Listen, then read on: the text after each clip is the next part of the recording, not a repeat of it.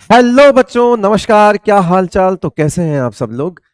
स्वागत है आपका लेक्चर नंबर 10 में। शुरू करते हैं भाई। क्या पढ़ रहे थे हम? डाइपोल मोमेंट पढ़ रहे थे। उसके कुछ एग्जांपल्स बचे हुए हैं, दो कैटेगरी बची हुई है। वेक्टर से कैसे सॉल्व करते हैं, है ना। बहुत ज्यादा आपको दिमाग नहीं लगाना, जो एग्जाम्पल मैं करवा रहा हूं उतने में आपका काम हो जाएगा, वही पूछे जाएंगे अगर कभी गए तो। और फिर हम आयनिक बॉन्ड स्टार्ट करेंगे। तो सबसे पहले हम बात कर लेते हैं कुछ बेसिक चीजों की, और उसके बाद हम बात करेंगे आगे। चलो, सबसे पहले एक बात बताओ। आप सब लोगों को पता है कि अगर दो सिमिलर वेक्टर, है ना, ये म्यू है और ये म्यू है, तो इस केस में म्यू रिजल्टेंट क्या होता है? जीरो होता है।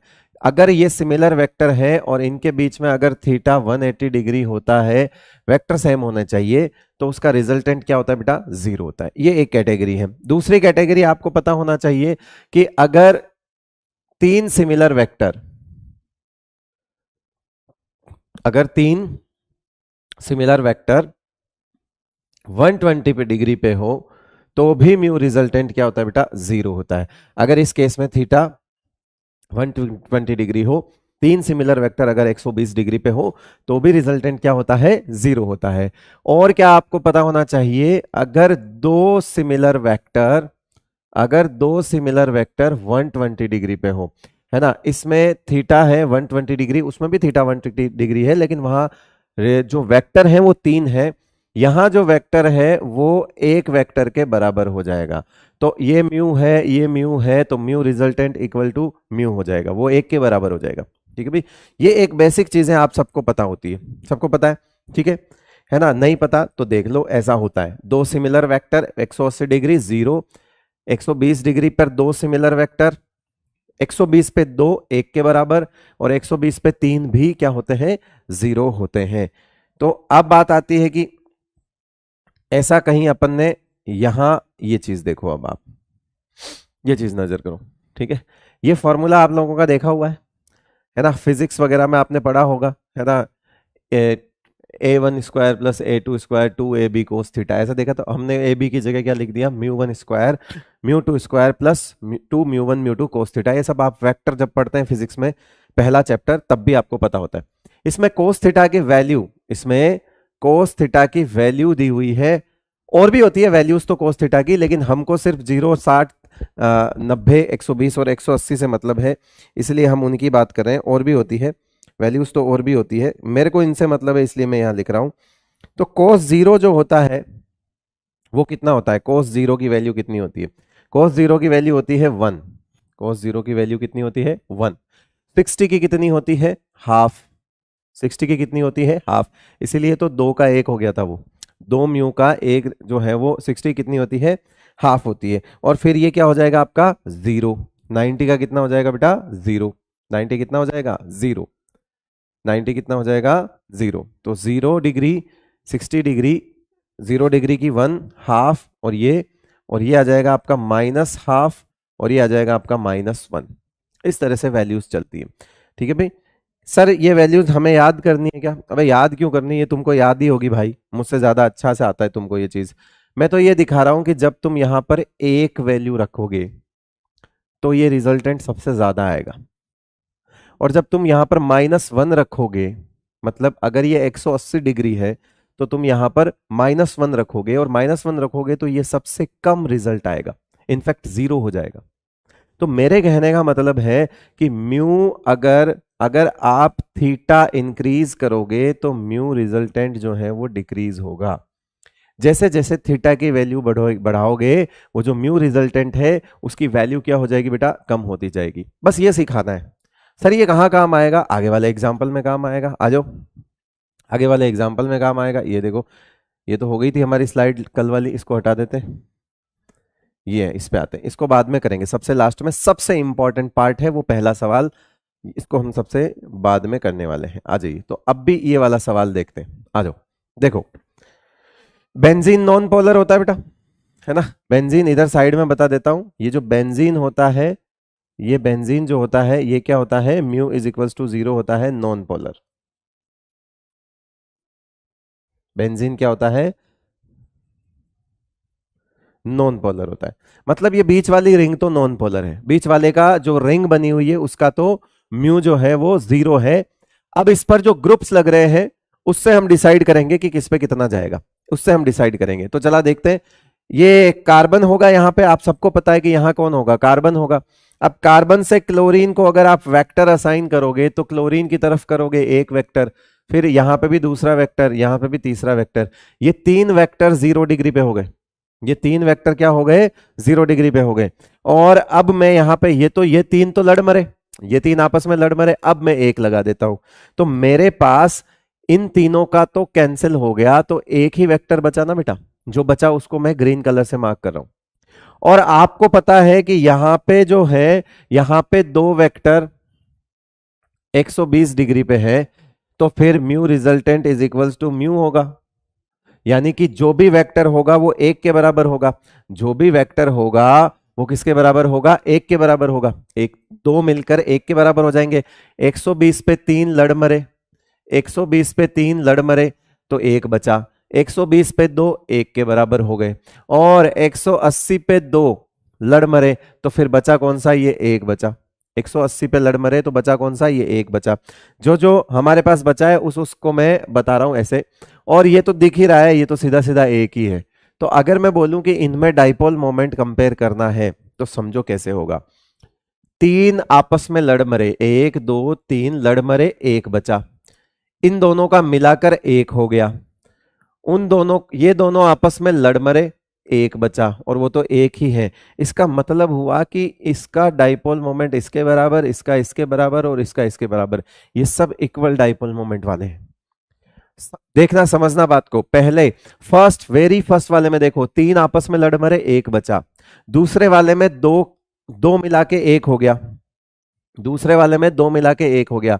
तीसरे वाले में फिर ये 180 पे लड़ मरे, 1 बचा, और इसमें तो 1 ही है।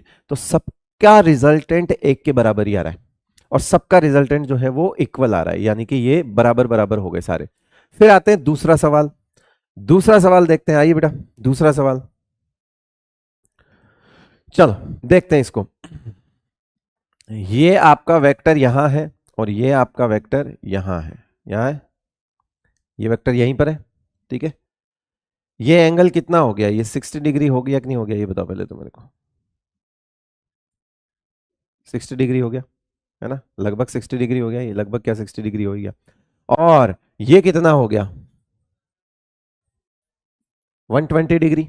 ये कितना हो गया, 120 डिग्री। ये देखो, इनके बीच में, इनके बीच में 120 डिग्री हो गया। और ये कितना हो गया, ये कितना हो गया, 180 डिग्री, इस तरह से। तो मुझे बताओ, थीटा बढ़ेगा तो म्यू घटेगा। तो इसका मतलब है सबसे कम थीटा इसका है, तो इसका डाइपोल मोमेंट ज्यादा होगा, इसका थोड़ा कम होगा, और इसका तो खैर हम जानते हैं 0 है, ये तो आपस में ही लड़ मरे। ठीक है, लेकिन कम के रेस्पेक्ट में बता रहा हूं कि कम होगा। क्लियर है भाई सबको। अब देखो अगले एग्जाम्पल में क्या है। इसमें तो क्या वेक्टर बाहर की तरफ निकल रहे थे, का कारण है क्योंकि ये विड्रॉइंग ग्रुप होता है। कार्बन से क्लोरीन, तो क्लोरीन की इलेक्ट्रोनेगेटिविटी ज्यादा है ना, -I +I। ये आप ऑर्गेनिक में पढ़ोगे, आपने नाम सुना होगा, मैं अभी तो नहीं वो सब चीजें डिस्कस कर सकता। लेकिन जो ये आपका मिथाइल ग्रुप होता है, ये +I इफेक्ट दिखाता है, यानी कि ये बेंजीन रिंग में इलेक्ट्रॉन को बेंजीन रिंग में इलेक्ट्रॉन फ्लो करता है, मतलब बेंजीन रिंग में इलेक्ट्रॉन पुश करता है, यानी कि इलेक्ट्रॉन का फ्लो अंदर की तरफ है। क्योंकि ये ग्रुप जो है ये +I वाला होता है, तो ये अंदर की तरफ जाएगा, अंदर की तरफ वेक्टर जाएगा। तो सर अंदर की तरफ वेक्टर जाएगा तो कुछ हो जाएगा क्या, कुछ नहीं होगा। ये देख, ये वेक्टर है, ये वेक्टर है। वेक्टर की टेल पकड़ो तुम, है ना, वेक्टर की टेल उसके पकड़ो तुम, अभी समझ आ जाएगा। अब आप देखोगे वेक्टर की टेल अगर तुम पकड़ते हो तो ये 0 डिग्री एंगल हो रहा है। इसमें अगर आप थीटा देखोगे तो वो 0 डिग्री आएगा वेक्टर्स के बीच में, ना कि 180 डिग्री। बस यही चेंज है। आप इसमें और इसमें फर्क समझिए। जब 2 क्लोरीन लगे होते हैं तो वेक्टर का मुंह ऐसा होता है, यानी वेक्टर की टेल टू टेल पकड़ लो आप। अब टेल टू टेल मिलाओगे तो 180 डिग्री का एंगल आएगा, जबकि इसमें आप टेल टू टेल मिलाओगे तो 0 डिग्री का एंगल आएगा, एक वेक्टर उसी की तरफ चला जाएगा। तो ये तो 0 डिग्री एंगल हो गया, ठीक है। उसके बाद यहां पर अगर आप ऐसा करते हो तो अब ये अंदर की तरफ है और ये भी आपका अंदर की तरफ है। एक सेकंड रुको, मैंने कुछ गलत किया है, एक सेकंड रुको रुको रुको रुको रुको रुको रुक जाओ रुक जाओ रुक जाओ रुक जाओ, मेरी गलती, my mistake, yes, my mistake, मुझे लग ही रहा था कि कुछ गड़बड़ है। ये वेक्टर भी तो अंदर की तरफ आएगा। अब जब आप वेक्टर और वेक्टर कि टेल से टेल पकड़ोगे तो ये भी टेल टू टेल जाएगा तो 180 डिग्री ही जाएगा, देखो, है ना। मेरे को लग ही रहा था कि ये मैं इसको 0 डिग्री लिख कैसे रहा हूं, है ना। माफी चाहते हैं भैया इसके लिए। तो थीटा जो है यहाँ पर, थीटा जो है वो क्या होगा, 180 डिग्री होगा, होगा कि नहीं होगा। तो यहां पर भी थीटा 180, ये इसके जैसा ही है, सॉरी ये इसके जैसा ही है। वो एक आगे एग्जाम्पल आएगा वहां पे उल्टा चलेगा, वो मैं बता दूंगा। फिर यहां पर भी क्या है, ये देखो, इसका इधर जाएगा, इसका इधर जाएगा, जाएगा नहीं जाएगा, अंदर की तरफ जाएंगे, वेक्टर अंदर की तरफ जाएगा। अब आप इसके टेल पकड़ो, ठीक है। जब आप इसको टेल टू टेल देखोगे तो क्या आएगा, आप खुद सोचो, आप खुद सोचो, इसकी टेल टू टेल पकड़ोगे तो क्या आएगा, आप इसको ऐसे समझो, ये ऐसा हो जाएगा, ऐसा ही हो जाएगा। अभी भी तो ये थीटा 120 डिग्री है। और अगर आप इसकी देखोगे तो ये अंदर की तरफ वेक्टर आएगा, ये भी अंदर की तरफ वेक्टर आएगा, आएगा, राइट, ठीक है। अब आप इसकी टेल टू टेल मिला लो, कैसे बनेगा, देखो ये ऐसा बनेगा, इसको ध्यान से देखो, ऐसा बनेगा, ये इस तरह से, ठीक है, ऐसा बनेगा, और ये जो है इस तरह से बनेगा। तो ये थीटा कितना हो गया, 60 डिग्री हो गया। और बात वही है, उल्टे हैं, बस आप टेल पकड़ोगे तो आपको समझ आ जाएगा। ये 180 डिग्री है, तो 180 डिग्री पे ये जो है वेक्टर क्या हो जाएगा, ये 180 डिग्री पे, ठीक है। और ये हो जाएगा आपका क्या, 120 डिग्री, और ये हो जाएगा आपका 60 डिग्री। पहले तो आपको वेक्टर असाइन करना आया नहीं आया ये बताओ। वेक्टर जो है टेल पकड़नी है आपको, वेक्टर की पूंछ पकड़नी है। बस फिर जब वेक्टर असाइन हो ही गए तो अब तो आप कर ही सकते हो इसको, तो होमवर्क समझ लो इसको, है ना, ये कर लेना आप। सेम ऊपर की तरह ही रहेगा, ऊपर की तरह ही रहेगा, वेक्टर असाइन है, सेम हो गया वो, है ना। तो वही जिस तरह से थीटा बढ़ेगा म्यू घटेगा, थीटा बढ़ेगा म्यू घटेगा वाला कॉन्सेप्ट लगा के ऊपर वाला सेम, है ना, वैसे कर सकते हो। नेक्स्ट वाला क्वेश्चन देखिए। हाँ, यहाँ पे थोड़े चेंजेस आएंगे, बिकॉज यहाँ पे एक तरफ जो है वो डोनेटिंग ग्रुप है और दूसरी तरफ जो है वो विड्रॉवल ग्रुप है, ठीक है। फिर यहाँ पे डोनेटिंग ग्रुप है और ये विड्रॉवल ग्रुप है, यहाँ पे डोनेटिंग ग्रुप है और ये विड्रॉवल ग्रुप है। अब आप अगर इनकी टेल टू टेल वाला पकड़ोगे, वेक्टर की पूंछ से पूंछ मिलाओगे, तो यहाँ जो वेक्टर है यहाँ पे थीटा 0 डिग्री आएगा, क्योंकि यहाँ वेक्टर जो है वो एक तरफ जा रहा है ना। जब आप इसकी पूंछ इसके ऊपर रखोगे तो वो इसी के ऊपर आएगा, है ना, ऐसे आएगा, तो ये तो 0 डिग्री हो गया। उसके बाद यहाँ पे अगर आप देखोगे तो इसकी टेल मिलाओगे तो क्या होगा, देखो इसकी टेल मिलाओ, इसकी टेल मिलाओ, इसकी टेल मिलाओगे, ऐसा होगा। फिर इसको नीचे ले आओ, ऐसा होगा, ये 60 डिग्री आ रहा है, ठीक है भाई। और यहाँ टेल मिलाओ, यहाँ टेल मिलाओ, यहाँ टेल मिलाओ, यहाँ टेल मिलाओ, ये देखो यहाँ टेल मिलाया, मिलाया, ठीक है, यहाँ टेल मिलाया, यहाँ टेल मिलाओगे तो क्या होगा, 120 डिग्री आ रहा है ना। वो ग्रुप भले ही 60 पे लगे हुए हो, लेकिन वेक्टर आपका 120 डिग्री पे आएगा। आ रहा है नहीं आ रहा है, 120 डिग्री पे आ रहा है। बस फिर अब भी देख लो, 0 डिग्री का मैक्सिमम होता है, 0 डिग्री का मैक्सिमम होगा, है ना, 60 डिग्री का कम होगा, मतलब उससे ज्यादा होगा, मतलब उससे कम होगा, और 120 डिग्री का उससे भी कम होगा। थीटा बढ़ेगा म्यू घटेगा, वो तो कॉन्सेप्ट सेम ही रहेगा, उसमें तो कहीं जाने वाली बात ही नहीं है ना। थीटा बढ़ेगा म्यू घटेगा वाला कॉन्सेप्ट तो सेम ही रहेगा, तो उसमें कोई टेंशन वाली बात नहीं है। 0 डिग्री, 60 डिग्री और 120 डिग्री, ठीक है। तो ये भी आप अब होमवर्क कर सकते हो, ठीक है भाई, ये भी आप होमवर्क कर सकते हो। वही सेम चीज, थीटा बढ़ेगा म्यू घटेगा। ये चीज देखो, ये देखो, ये अगर आप देखोगे तो CH3 का वेक्टर इस तरफ जाएगा, CH3 का वेक्टर इस तरफ जाएगा, ठीक है। और हाइड्रोजन कार्बन में भी इधर ही आएगा, अंदर की तरफ ही आएगा।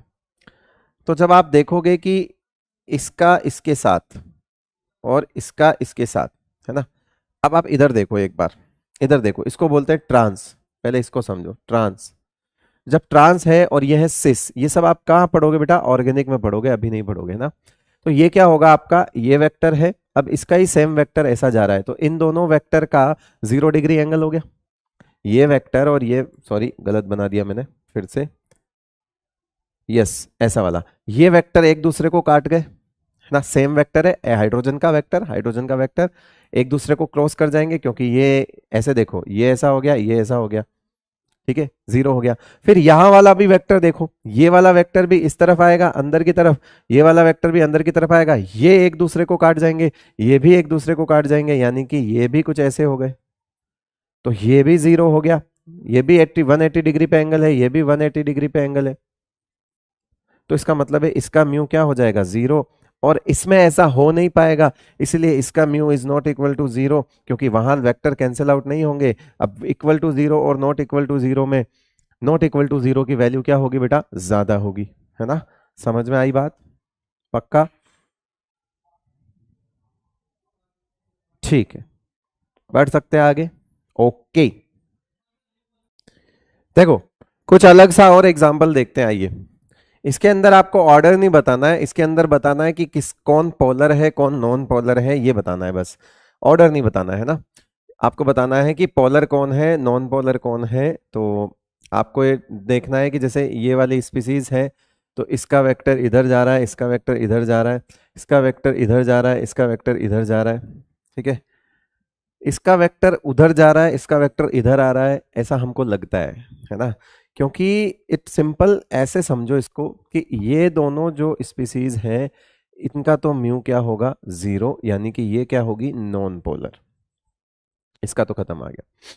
अब आप एक समझो बात को, मैं अपने हाथ को ऐसे रखूं लीनियर, और अगर इसको रोटेट करूं किसी एक्सिस पे, ठीक है, एक पेन है, सिंपल सा फंडा है, एक पेन है, इस पेन को मैं अगर ऐसे रोटेट करूं, ठीक है, तो इसकी कोई भी चीज डायरेक्शन कुछ भी चेंज नहीं हो रहा है, मैं सिर्फ रोटेट कर रहा हूं।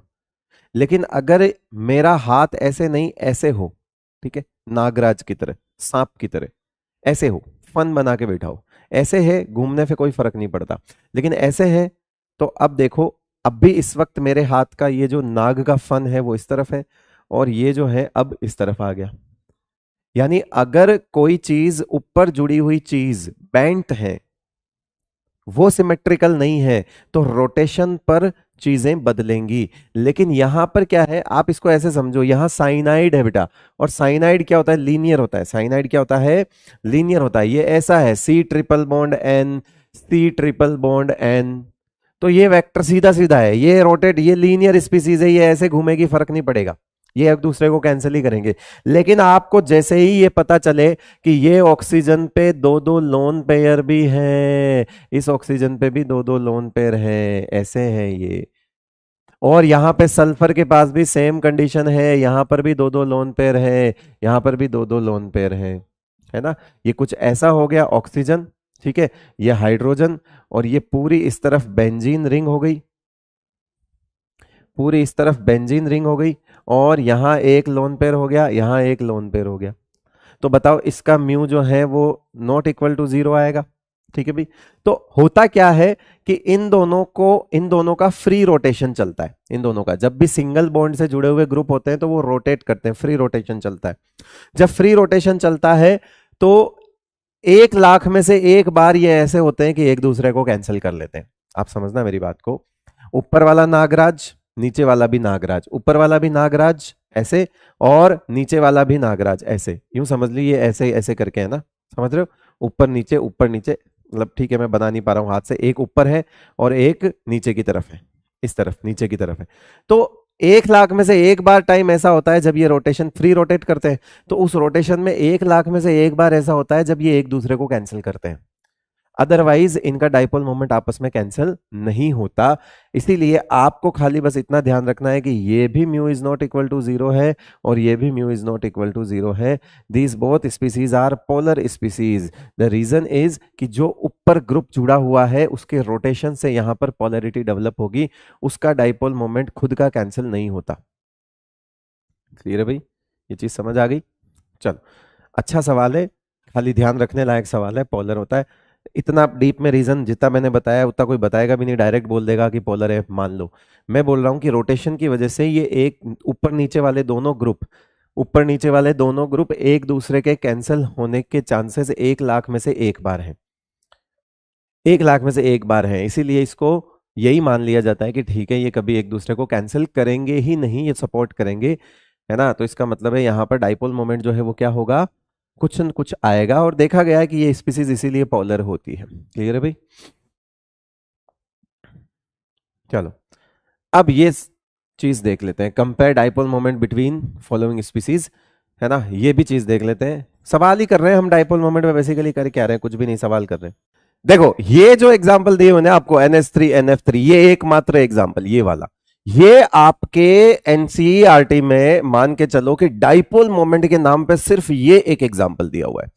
तो यू मान के चलो कि जितना हमने एग्जांपल्स पढ़े हैं डाइपोल मोमेंट के इनऑर्गेनिक केमिस्ट्री में, केमिकल बॉन्डिंग में आप जाकर देखोगे डाइपोल मोमेंट के नाम पे सिर्फ ये 2 एग्जांपल समझा रखे हैं। कैसे करने भैया, पहले तो ये बता देता हूं कि दोनों के दोनों AB3L1 है, बिल्कुल है, यानी कि दोनों के दोनों क्या होंगे, पोलर होंगे, सॉरी पोलर होंगे या नॉन पोलर होंगे। तो आंसर है कि ये दोनों के दोनों जो है ये non polar species, sorry polar species होगी। दोनों के दोनों क्या होगी, पोलर स्पीसीज होगी। अब लेकिन किसमें कम किसमें ज्यादा, कंपैरिजन तो आ ही सकता है ना। तो फिर इसमें इसका कंपैरिजन कुछ इस तरह से जाता है, ये अमोनिया, ये H, ये H, ये H, हमने स्टार्टिंग में बताया था, ये लोन पेयर, ये F, ये F और ये F। अब समझो इस बात को कि अगर इस लोन पेयर का डाइपोल मोमेंट इस तरफ जाएगा, इस लोन पेयर का डाइपोल मोमेंट इस तरफ जाएगा, जाएगा नहीं जाएगा, ठीक है। हाइड्रोजन नाइट्रोजन में, हाइड्रोजन नाइट्रोजन में नाइट्रोजन की तरफ जाएगा वेक्टर, क्योंकि EN उसकी ज्यादा है। लेकिन बस कहानी यहीं पे बदलती है कि नाइट्रोजन फ्लोरीन में फ्लोरीन की तरफ जाएगा, क्योंकि फ्लोरीन की इलेक्ट्रोनेगेटिविटी ज्यादा होती है। ये चीज यहां उल्टी हो गई कि नीचे वाले 3 जो वेक्टर है वो इधर आएंगे और इनका जो वेक्टर सम होगा वो कहां होगा, इस तरफ होगा। इन तीनों का वेक्टर सम कहां आएगा, रिजल्टेंट वेक्टर नीचे की तरफ आएगा। तो क्या आप ये मान लोगे कि इसके नीचे का वेक्टर और उसके ऊपर का वेक्टर मिलकर 180 डिग्री पे कैंसिल हो जाएंगे? गलती मत कर देना, लोन पेयर को सिर्फ लोन पेयर काटता है, लोन पेयर को सिर्फ लोन पेयर काटता है, इस चीज का ध्यान रखना। और यहां पर जो है, यहां पर कोई किसी को नहीं काट रहा, यहां पर इन सब का वेक्टर सम भी ऊपर जाएगा, ये 3 और ये ऊपर। अब समझो मेरी बात को कि हो क्या रहा है, हो क्या रहा है वो सुनो, हो क्या रहा है, ये और ये दोनों मिलके ऊपर जा रहे हैं, यहां पर घर में लड़ाई है। अब हालांकि और ये एक दूसरे को कैंसिल नहीं कर रहे हैं तो जीरो तो नहीं हो सकते, एक दूसरे को कैंसिल नहीं कर रहे हैं तो जीरो तो नहीं हो सकते। और ये तो साफ साफ दिख रहा है कि ये तो जीरो नहीं है, ये तो ऊपर की तरफ जा ही रहा है। लेकिन पॉइंट पता है क्या है, फिर भी NH3 का डाइपोल मोमेंट ज्यादा होता है, NH3 का डाइपोल मोमेंट ज्यादा होता है। कारण क्या है, कारण क्या है, कारण है इसमें सारे मिलके एक तरफ जा रहे हैं, तो रिजल्टेंट सबसे ज्यादा आएगा। एक जिस तरफ जाना चाह रहा है, बाकी 3 भी उसको उसी तरफ धक्का दे रहे हैं, तो सबसे ज्यादा डायरेक्शन आएगी उस तरफ वेक्टर की। तो यहां पर इस वजह से रीजन अगर आपसे पूछे, अगर आपसे पूछे NH3 का डाइपोल मोमेंट, आपसे पूछे mu NH3 is greater than mu NF3, तो रीजन लिख देना, रीजन इन NH3 एटॉमिक डाइपोल, यानी कि lone pair dipole and bond dipole are in same direction. आपसे सवाल पूछा जाए, आपसे सवाल पूछा जाए, क्वेश्चन बना लेते हैं, if mu NF3 is, if mu NF3 is 1d by, then mu NH3 will be, ऐसा एक सवाल पूछ ले। ऑप्शन ऑप्शन पहला ऑप्शन ऑप्शन ऑप्शन ऑप्शन पहला ऑप्शन 1d बाई, दूसरा ऑप्शन लेस देन 1, तीसरा ऑप्शन मोर देन 1, है ना। बताओ क्या बनाओगे, है ना, क्या बताओगे। और आज चौथा लिख दो नन ऑफ दिस, आपको 4 ऑप्शन, नाराज हो जाएंगे मतलब ऑप्शन नहीं दिया, नन ऑफ दिस, ऐसा सवाल आ जाए तो आप क्या करोगे। देखो क्या किया है, NF3 का 1d बाई दिया है और हमको पता है कि NF3 से ज्यादा NH3 होता है, तो सेम हो नहीं सकता, कम हो नहीं सकता, तो अमोनिया का ज्यादा ही होगा, मोर देन 1d बाई हो जाएगा, मोर देन क्या हो जाएगा 1d बाई होगा। इस तरह से आप कर सकते हो। इस वाले को मैं अगले पे ले लेता हूं, ठीक है। सेकंड वाले एग्जाम्पल को मैं अगली स्लाइड पे ले लेता हूं, ज्यादा बेटर रहेगा, यहां जगह नहीं है। सेकंड एग्जाम्पल देखिए क्या है, H2O and N OF2, correct है। बना लो भाई, OH lone pair lone pair, OF lone pair lone pair, ठीक है भाई। रीजन सेम होगा इसमें भी, ये mu is not equal to zero है, ये mu is not equal to zero है, बट ये वाला फिर भी ग्रेटर होगा। कारण रीजन रीजन क्या होगा, reason same as in NH3 and NF3, ठीक है। आपसे रीजन की पूछी जाए तो same as in NH3 and NF3। ये देखो यहां पर भी अगर आप ध्यान से देखोगे तो इन दोनों का वेक्टर इस तरफ आएगा, लोन पेयर का वेक्टर, और इनका वेक्टर इस तरफ आएगा। तो यहाँ पे तो ये सारे मिलके एक ही तरफ जा रहे हैं, यहाँ पे इन दोनों का वेक्टर इधर आएगा और इन दोनों का वेक्टर इस तरफ आएगा, जो वेक्टर रिजल्टेंट होगा वो इस तरफ आएगा, जो कि कैंसिल भी नहीं हो पाएगा, है ना। दो लोन पेयर से दो लोन पेयर ही कैंसिल हो सकते हैं, तो ये कैंसिल भी नहीं हो पाएगा। समझ गए बात को, है ना। तो ये चीज आपको क्लियर आई गई, ठीक है भाई। ये बहुत इंपॉर्टेंट है, मतलब मैं आपको ये बता देता हूं कि मोस्ट इंपॉर्टेंट,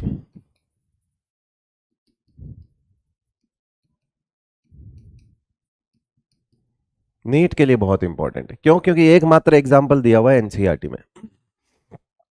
चलिए, एनसीईआरटी की लाइंस, में आपके केमिकल बॉन्डिंग में एनसीईआरटी की लाइंस पढ़ाऊंगा, एक लेक्चर पूरा डेडिकेटेड एनसीईआरटी की लाइंस के लिए रखेंगे, ठीक है बेटा, है ना। और वो टेस्ट से पहले ही भी कर दूंगा मैं, आपका टेस्ट है ना 21 को, है ना। अब आते हैं डेटा बेस्ड एग्जाम्पल, कुछ डेटा बेस्ड एग्जाम्पल हैं वो देख लेते हैं, आओ। इसमें तो कुछ नहीं है, दो एग्जाम्पल देखने हैं हमको, ठीक है भाई।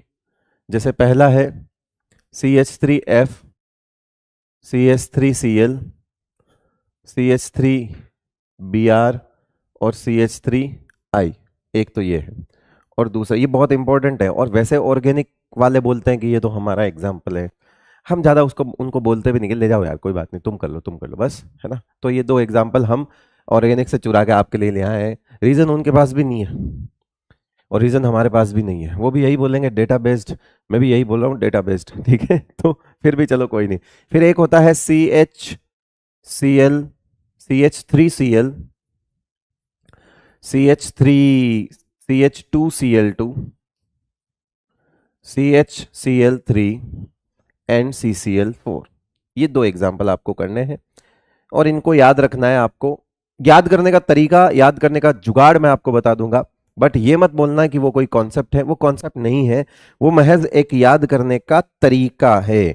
और याद करने का जो तरीका है ना बेटा, उससे आप ये नहीं बोल सकते कि हम इसको कॉन्सेप्ट मान लेंगे या कुछ और कर लेंगे, नहीं नहीं, कॉन्सेप्ट वाली बात कुछ भी नहीं है उसमें, वो खाली तरीका है बस। और वो तरीका क्या है वो देख लो। आपको इलेक्ट्रोनेगेटिविटी, सॉरी, आपको इलेक्ट्रॉन एफिनिटी का ऑर्डर याद है? किस किस को इलेक्ट्रॉन एफिनिटी का ऑर्डर याद है, बताओ जरा। क्या उसमें ClFBrI होता था? ये इलेक्ट्रॉन एफिनिटी का ऑर्डर होता था, याद है? इलेक्ट्रॉन एफिनिटी का ऑर्डर होता था। जिसको इलेक्ट्रॉन एफिनिटी का ऑर्डर याद है उसको पहले वाले का ऑर्डर याद है। जैसे ये 1 नंबर पे आएगा, ये 2 नंबर पे आएगा ClF, फिर ये 3 और फिर ये 4, और मेरे को आपको पता ही है मेरा 1 2 3 4 ऐसे चलता है, ठीक है। तो 1 नंबर पे कौन आ जाएगा इसमें? 1 नंबर पे कौन आ जाएगा? ये वाला आ जाएगा। फिर इसमें तो बहुत आसान है, 1 Cl 1 number, 2 Cl 2 number, 3 Cl 3 number, 4 Cl 4 number. इसको आप ना तो Q से डिसाइड कर सकते हैं, ना D से डिसाइड कर सकते हैं, ना ही आप वेक्टर्स असाइन करके इन सवालों को कर सकते हैं। ये सवाल सिर्फ एक्सपेरिमेंटल डेटा है, ठीक है। और एक्सपेरिमेंट कभी कभी लाइफ में इतने इंपॉर्टेंट हो जाते हैं कि वो थ्योरी में डायरेक्ट क्वेश्चन बन के आ जाते हैं। जो एक्सपेरिमेंट इतना इंपॉर्टेंट होता है, तो ये क्या है, बहुत कॉमन एक्सपेरिमेंट है, इनके ऑर्गेनिक के बहुत कॉमन से सॉल्वेंट है ये। तो इनके डाइपोल मोमेंट वगैरह, आप जब हायर स्टडीज में जाओगे तो इनके डाइपोल मोमेंट वगैरह आपको मुंह जबानी याद होने चाहिए, वैल्यूज याद होनी चाहिए, ठीक है। अभी हमको जरूरत नहीं है तो हमने नहीं लिखी हुई है, बट ठीक है, हमने आपको तरीका दे दिया है, एक क्लोरीन एक नंबर, दो क्लोरीन दो नंबर, तीन क्लोरीन तीन नंबर, चार क्लोरीन चार नंबर। ये क्लोरीन के नंबर देख लेना, आपका काम हो जाएगा इस वाले केस में। ठीक है भाई, तो ये हो गया हमारा जुगाड़ एमडीजे। आसान है भाई, ये लो डेटा बेस्ड एग्जाम्पल भी कर दिया। अब इसके अलावा ऐसे होने को बहुत कुछ होता है, लेकिन मुझे लगता है कि डाइपोल मोमेंट मैंने अपने हिसाब से एकदम बढ़िया वाला करवा दिया है ना। बस एक आखिरी में एक सवाल बचता है, अगर कभी गलती से आ जाए, जो कि आना नहीं चाहिए, न्यूमेरिकल क्वेश्चन। और न्यूमेरिकल क्वेश्चन जो है वो, क्योंकि न्यूमेरिक, अब आपको पता है आप डाइपोल मोमेंट कहां कहां पढ़ते हो, आप डाइपोल मोमेंट फिजिक्स में भी पढ़ते हो, न्यूमेरिकल्स आने के चांसेस वहां सबसे ज्यादा है। आप डाइपोल मोमेंट केमिस्ट्री में दो जगह पढ़ते हो, एक इनऑर्गेनिक में और एक ऑर्गेनिक में। ऑर्गेनिक वाले भी डाइपोल मोमेंट अलग से टॉपिक डलवा के बकायदा ऑर्गेनिक के सारे मॉलिक्यूल्स ले लेके बेंजीन वेंजीन पे ग्रुप जोड़ जोड़ के, जैसा कि हमने आज किया है, वैसे वो बताते हैं, है ना, वैसे करते हैं वो। तो ऐसा कुछ नहीं है, वो भी आपको कुल मिला के करवाएंगे। मैंने हालांकि थोड़ा थोड़ा टेस्ट सबका ले लिया है, बट हाँ मैं जानता हूं कि NH3 NF3 के अलावा इनऑर्गेनिक में कुछ भी इंपॉर्टेंट नहीं है। ठीक है, यस। अगर आपको दिया हुआ है म्यू HCl, मानी कि इन्होंने क्या कर दिया है, HCl का डाइपोल मोमेंट दे दिया है एंड HCl की D दे दी है, और वो 1.27 एंगस्ट्रॉम है। बॉन्ड लेंथ D का मतलब क्या है, H और Cl के बीच की डिस्टेंस दे दी है बेटा। ठीक है, तो अब बात आती है कि पहले तो एक फॉर्मूला उठा के, पहले कुछ कन्वर्जन हमको देखने हैं, हम वो कर लेते हैं, राइट। ठीक है, अच्छा, अगर हमारे पास म्यू HCl जो है, वो म्यू HCl हमारे पास 1.02, हमारे पास क्या है, 1.02 डी बाई है, 1.02 डी बाई है। तो मैं इसको क्या कर सकता हूं, 3.3 इंटू 10⁻⁻30 कुलाम और मीटर कर सकता हूं बेटा, है ना, कुलाम मीटर कर सकता हूं। 1.202 बाई को मैंने किस में कन्वर्ट कर दिया, इसमें कन्वर्ट कर दिया। दूसरा, अगर DHCl है, ठीक है, तो वो दी हुई है मेरे को 1.27 एंगस्ट्रॉम, क्या दिया हुआ है, 1.2। क्या मैं इसको ऐसे कन्वर्ट कर सकता हूं, 1.27 इंटू 10⁻⁻10 मीटर, ऐसा लिख सकता हूं, मीटर में कन्वर्ट कर दिया मैंने इसको। कुल मिला के मैंने कन्वर्ट किया है बस, और कुछ नहीं किया अभी तक। फिर मेरे पास जो फॉर्मूला आता है वो आता है परसेंटेज आयोनिक कैरेक्टर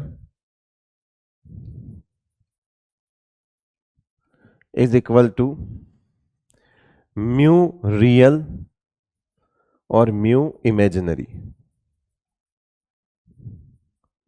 और हमको परसेंटेज निकालने के लिए क्या करना होता है, इंटू 100 करना होता है। पहले से इसमें इंटू 100 है, ठीक है, mu real upon mu imaginary. तो फॉर्मूले के हिसाब से जो भी आंसर आएगा वो परसेंटेज में ही आएगा। ऐसा नहीं कि जो वैल्यू है उसका परसेंटेज पहले से निकालो, नहीं, फॉर्मूले में इंटू 100 कर रखा है। परसेंटेज, तुम अपने मार्क्स के परसेंटेज कैसे निकालते हो, लेट सपोज तुम्हारे 100 से मान लो आपको 200 में से मान लीजिए आपको मार्क्स मिले हैं कितने, आपको मार्क्स मिले हैं 120, 200 में से कितने मिले हैं आपको, 120 मार्क्स। और फिर आप परसेंटेज निकालते हो तो ऐसे ही निकालते हो इंटू 100 करके। ये जो नीचे नंबर होता है ये क्या होता है, नीचे जो नंबर होता है ये क्या होता है बेटा, मैक्सिमम मार्क्स होता है। और यहाँ क्या होता है, ऑब्टेन्ड मार्क्स। तो बेटा इमेजिनरी होता है मैक्सिमम मार्क्स, जितना नंबर लाना, याद रह जाएगा। तरीका बता रहा हूं, उल्टा कर देते हैं बच्चे फॉर्मूले, इमेजिनरी और रियल को नीचे ले आते हैं। इसलिए बता रहा हूं कि बेटा हमेशा आपने जिंदगी में जो ऊपर रखी है परसेंटेज निकालते टाइम वो आपकी रियलिटी है, और जिसको आपने नीचे रखा है वो आपकी कल्पना थी महज। तो याद रखिएगा कि अगर आप नीचे रख रहे हो तो वो इमेजिनेशन है, और ऊपर रख रहे हो वो रियल है। तो इसमें फॉर्मूले में गड़बड़ नहीं होगी। ये सिर्फ आपको, जिस तरह से आप अपने मार्क्स में से मार्क्स से परसेंटेज निकालते हो, ये वैसा ही है और कुछ भी नहीं है। ठीक है भाई, ओके। अब बात आती है कि सर हमको एक पूरा पूरा तो म्यू दिया हुआ है ना, सवाल आता है कि ये म्यू जो है ये इमेजिनरी है या रियल है। दिमाग में डाउट यही आ रहा होगा आपके कि ये इमेजिनरी है या रियल है, इसको क्या बोले। इस सवाल में तो हमको बोला ही नहीं है, हमको दिया है HCl का म्यू दिया हुआ है, तो वो जो दिया हुआ है उसको रियल मानना है बेटा। जो रियल होगा, जो रियल होगा वो गिवन होगा, गिवन इन क्वेश्चन ऑलवेज, है ना। ऐसा नहीं बोलेगा वो कि ये रियल है, मानो इसको, माँ कसम ये रियल है, मम्मी कसम ये रियल है, ऐसा कुछ नहीं बोलेगा वो बोलेगा बस इसका म्यू ये है। तो हमको मानना है कि वो हमारा वो रियल है। तो एक काम करते हैं, सबसे पहले हम ऊपर वाली पंचायती निपटा देते हैं। ऊपर सिर्फ हमारे पास क्या आएगा, जो म्यू दिया हुआ है, ऊपर म्यू दिया हुआ है, तो क्या आ जाएगा 1.02 इंटू 3.3 इंटू 10⁻⁻30 कुलाम मीटर। एक सेकेंड, इसको 30 कर देना, मैंने 3 लिखा है इसको, हाँ 30। अब ठीक है, करेक्ट कर लेना उसको, 30 है भाई वो, 30 गुलाम मीटर, ये लिख दिया। अब गुलाम मीटर वगैरह यहां हमको जरूरत नहीं है, नहीं लिखेंगे, हमने सिर्फ वैल्यू पुट कर दी ऊपर वाले को, ये रियल लिख दिया, ये म्यू रियल है, हमारा क्वेश्चन में जो गिवन है वो म्यू है। अब बात आती है कि हमको डी दिया है, डी, ठीक है, इस रियल का म्यू निकालने के लिए तो डी की जरूरत नहीं है, क्योंकि वो तो ऑलरेडी म्यू दिया हुआ है। अब आपको पता होगा कि हाउ टू कैलकुलेट, है ना, म्यू इमेजिनरी। म्यू इमेजिनरी कैसे निकालें, म्यू इमेजिनरी कैसे निकालें, अपने दिमाग में यही है। तो म्यू इमेजिनरी निकालने के लिए फॉर्मूला तो वही होता है, क्यू इंटू डी, और म्यू इमेजिनरी निकालने के लिए होता है by assuming HCl completely ionic. देखो इमेजिनरी है तो इमेजिनेशन का काम करना पड़ेगा। HCl क्या होता है, पोलर होता है, सॉरी HCl क्या होता है, पोलर होता है प्लस कोवेलेंट मॉलिक्यूल होता है। अगर रियल में देखोगे तो HCl क्या होता है, रियल में देखोगे तो HCl क्या होता है, ऐसा होता है, partial positive and partial negative होता है, कंप्लीट आयनिक नहीं होता। कंप्लीट आयनिक का मतलब है कि ये प्लस हो और ये पूरा माइनस हो, उसको बोलते हैं कंप्लीट आयनिक, पूरा प्लस पूरा माइनस। लेकिन हमको अभी अज्यूम करना है, हमको अज्यूम करना है, कंप्लीट आयनिक अज्यूम करना है, मतलब हमको H प्लस और Cl माइनस मानना है, H प्लस और Cl माइनस मानना है। जब आप H प्लस और Cl माइनस मानोगे तो इधर से इधर कितने इलेक्ट्रॉन का ट्रांसफर होगा, ट्रांसफर ऑफ जैसे NaCl में होता है ना, transfer of 1 electron, transfer of 1 electron होगा कि नहीं होगा। और 1 इलेक्ट्रॉन का चार्ज कितना होता है, इसलिए जो Q है वो क्या हो जाए आपका, 1 इलेक्ट्रॉन का चार्ज कितना होता है, 1.6 इंटू 10⁻⁻19 होता है या नहीं होता है, सही बताओ। तो ये कितना हो जाएगा, 1.6 इंटू 10⁻⁻19, ये Q आ गया हमारा। तो हमको Q मिल गया, हमको क्या मिल गया, Q मिल गया। अब Q इंटू डी में हम क्या लिख देंगे, 1.6 इंटू 10⁻⁻19, ये हमारा Q हो जाएगा। और ये हमारा Q हो जाएगा 1.6 इंटू 10⁻⁻19। डी हमको दिया हुआ है 1.27 इंटू 10⁻⁻10। बस आपको करना कुछ नहीं है, ये वैल्यूज यहां पुट कर लो। कैसे, 1.6 इंटू 10⁻⁻19 इंटू ये हो जाएगा आपका 1.27 इंटू 10⁻⁻10। जो भी वैल्यू आई वो आपका परसेंटेज आयनिक कैरेक्टर आएगा, ठीक है। तो ये कैलकुलेशन आप घर पे करें, है ना, कैलकुलेशन आप घर पे करें, अपनी तन्हाई को मिटाएं, कैलकुलेशन घर पे करें, परसेंटेज आयनिक कैरेक्टर जो भी आएगा वो इस तरह से आएगा। सवाल तो समझ आ गया। हमको डी की जरूरत, क्वेश्चन में जो हमको डी दिया है उसकी जरूरत हमको कहां पड़ी, इमेजिनरी निकालने के लिए, क्योंकि फॉर्मूला क्या होता है, क्यू इंटू डी। तो डी तो दिया है, क्यू कैसे निकाले, तो क्यू निकालने के लिए HCl को आयनिक मानो, आयनिक मानो मतलब H प्लस और Cl माइनस पूरा मानो। अच्छा तो फिर H प्लस कैसे बना होगा, अरे तो 1 इलेक्ट्रॉन का ट्रांसफर हुआ होगा तब बना होगा, सही बात है सर। तो 1 इलेक्ट्रॉन का ट्रांसफर हुआ होगा तो चार्ज कितना ट्रांसफर हुआ होगा, तो माइनस, ये क्या होता है 1.6, हमको तो मैग्नीट्यूड लेना है तो माइनस की बात हम करेंगे नहीं यहाँ पे। तो हम क्या मानेंगे 1.6 इंटू 10⁻⁻19, यही करेंगे। चाहते हो इलेक्ट्रॉन पे चार्ज कितना होता है, पढ़ा हुआ है आपने, बस ये आपको सवाल हो गया। ये सारी कहानी थी आपकी किसकी, डाइपोल मोमेंट की। अब डाइपोल मोमेंट में भी कुछ कुछ बच्चों के ऐसे दिमाग में रहता है कि ये polar bonds and polar molecules का मतलब क्या है ना, ये गुत्थी समझ नहीं आती। बहुत सारे बच्चों के दिमाग में ऐसा होता है कि जो पोलर मॉलिक्यूल्स होते हैं उनमें पोलर बॉन्ड्स होते हैं, नॉट ट्रू ऑलवेज, है ना। पोलर मॉलिक्यूल्स, है ना, ऐसा अगर आपके स्टेटमेंट लिखा हुआ हो कि polar molecules always have polar bonds, है ना, पोलर मॉलिक्यूल्स में हमेशा पोलर बॉन्ड होंगे, ठीक है। और non polar molecules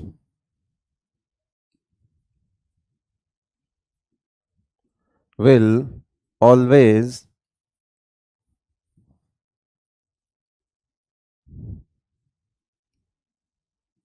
non-polar bonds।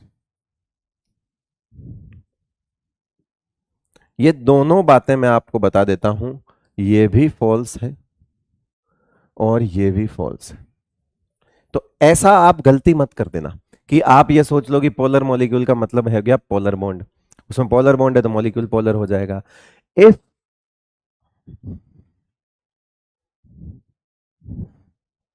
if molecules having molecules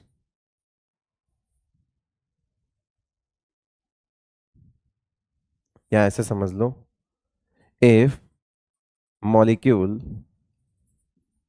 have polar bonds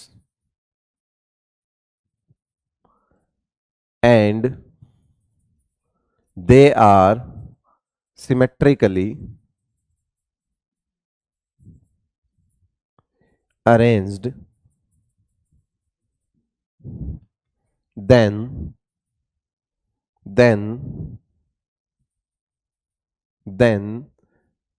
mu will be 0, means molecule will be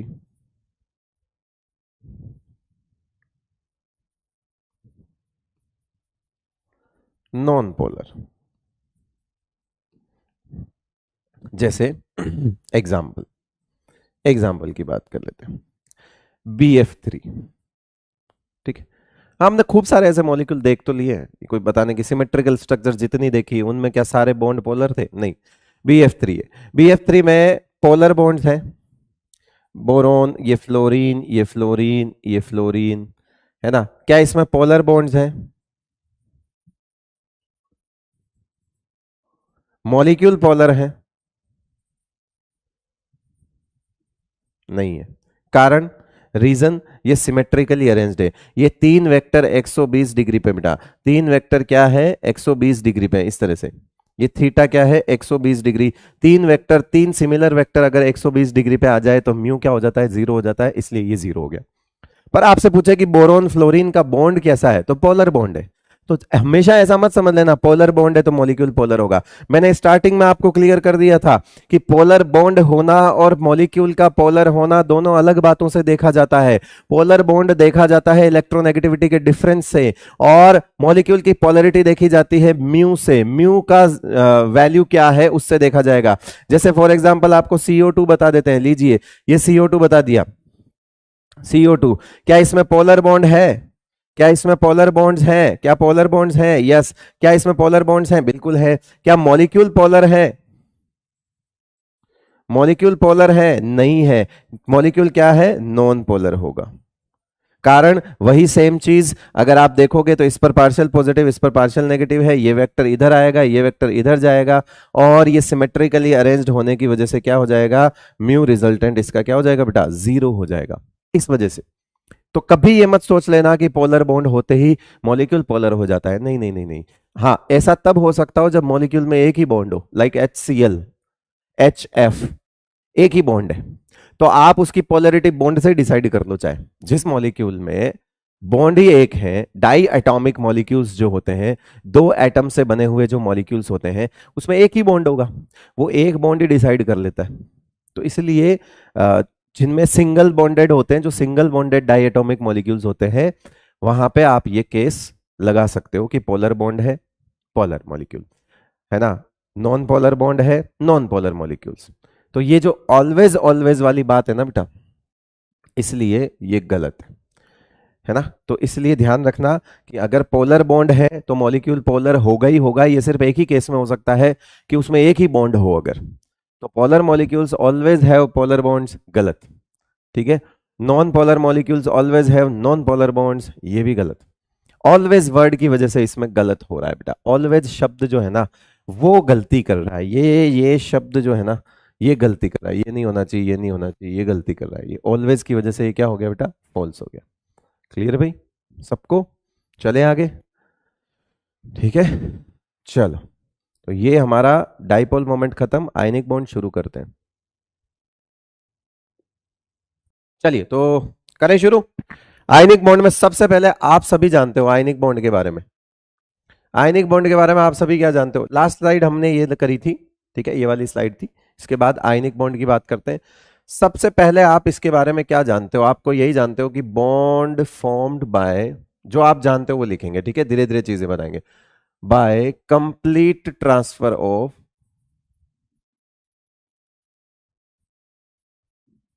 electrons, है ना।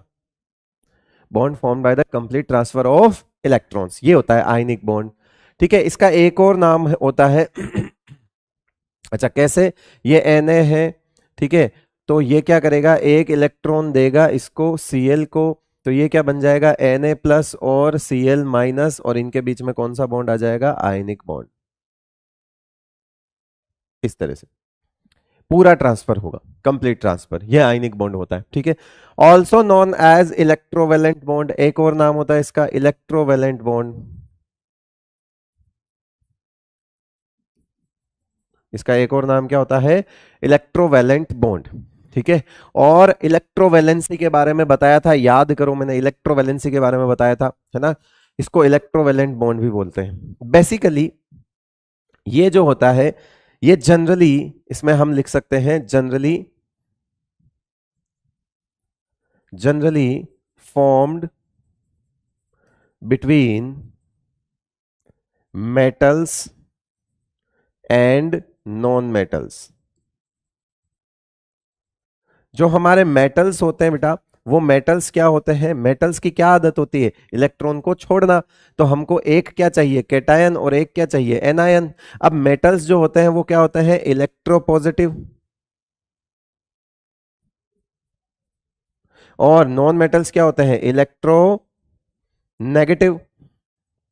उनको इलेक्ट्रॉन पसंद है, इनको इलेक्ट्रॉन पसंद नहीं है, तो ये क्या बनाएंगे, ये बनेंगे केटायन, ये क्या बनाएंगे, केटायंस, है ना, ये क्या बनाएंगे, केटायंस, और ये क्या बनाएंगे, एनायंस, ठीक है। मतलब जो इलेक्ट्रोपॉजिटिव है will form anion, will form cation, और फिर केटायन एनायन के बीच में क्या हो जाएगा, आयनिक बॉन्ड हो जाएगा। हमको एक प्लस चाहिए, एक माइनस चाहिए। और मैंने ये जनरली वर्ड क्यों लिखा है, मैंने ये जनरली वर्ड क्यों लिखा है, जनरली वर्ड इसलिए लिखा है, बट अगर हम इसकी एकदम लेटेस्ट डेफिनेशन की अगर बात करें, तो लेटेस्ट डेफिनेशन की बात अगर हम करें, तो ये जो होता है क्या होता है, बॉन्ड, या यूं लिख दीजिए electrostatic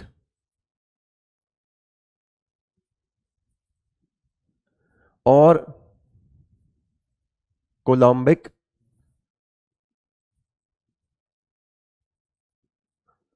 force of attraction between oppositely charged ions, ठीक है। F is equals to Q1 Q2 upon R, Q1 Q2 upon R square. Basically ionic bond होता है दो स्पीसीज के बीच का फोर्स। आयनिक बॉन्ड क्या होता है बेटा, दो स्पीसीज के बीच का फोर्स। अब दो कौन सी स्पीसीज, दो आयंस के बीच का फोर्स। अब दो कौन से आयन, कौन से आयंस की बात कर रहा हूं मैं, दो एनायन और केटायन। अपोजिटली चार्ज्ड बोला है, इसका मतलब एनायन और केटायन हो जाएगा, ठीक है भाई। तो ये इसकी लेटेस्ट डेफिनेशन है, क्या है, इलेक्ट्रोस्टैटिक फोर्स ऑफ, इलेक्ट्रोस्टैटिक बोल दो, या क्या बोल दोगे, कोलॉम्बिक, कोलॉम्बिक फोर्स ऑफ अट्रैक्शन बोल दोगे, कोलॉम्बिक फोर्स ऑफ अट्रैक्शन बोल दोगे, अपोजिटली चार्ज्ड आयंस के बीच में, अपोजिटली चार्ज्ड आयंस के बीच में होता। तो बेसिकली ये जो आयनिक कंपाउंड्स होते हैं, ये आपके इस तरह से, जैसे अगर आप बोलोगे कि NH4 प्लस और Cl माइनस, तो ये भी आयनिक बॉन्ड है। PCl4 प्लस और PCl6 माइनस, इनमें भी आयनिक बॉन्ड है। CS प्लस और Br3, है ना, Br3 माइनस, तो इनके बीच में भी आयनिक बॉन्ड है ना। आपके पास थेलियम +1 और I3 माइनस है, तो इनके पास भी क्या है, आयनिक बॉन्ड है। तो ये सारे आयनिक बॉन्ड है। इस तरह से हमेशा जरूरी नहीं है कि एक मेटल और एक नॉन मेटल हो, ऐसा कोई जरूरी नहीं है। यहां पे देखो कोई भी नॉन मेटल नहीं है, यहां पे देख लो आप खुद सोचो, इसमें कोई भी नॉन मेटल नहीं, इसमें कोई भी सॉरी कौन भी मेटल नहीं है, यहां कोई भी मेटल नहीं है, फिर भी आयनिक बॉन्ड है।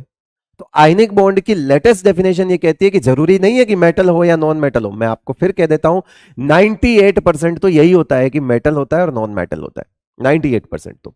लेकिन कुछ ऐसी स्पीसीज होती है जिनमें हमेशा मेटल नॉन मेटल ऐसे नहीं देखा जाता। आप खुद सोचिए इस पे आपको कहां पर कोई मेटल नजर आ रहा है? नहीं। लेकिन ये फिर भी एक कैटायन है और एक एनायन है, तो इनके बीच में कौन सा बॉन्ड है बेटा? आयनिक बॉन्ड है।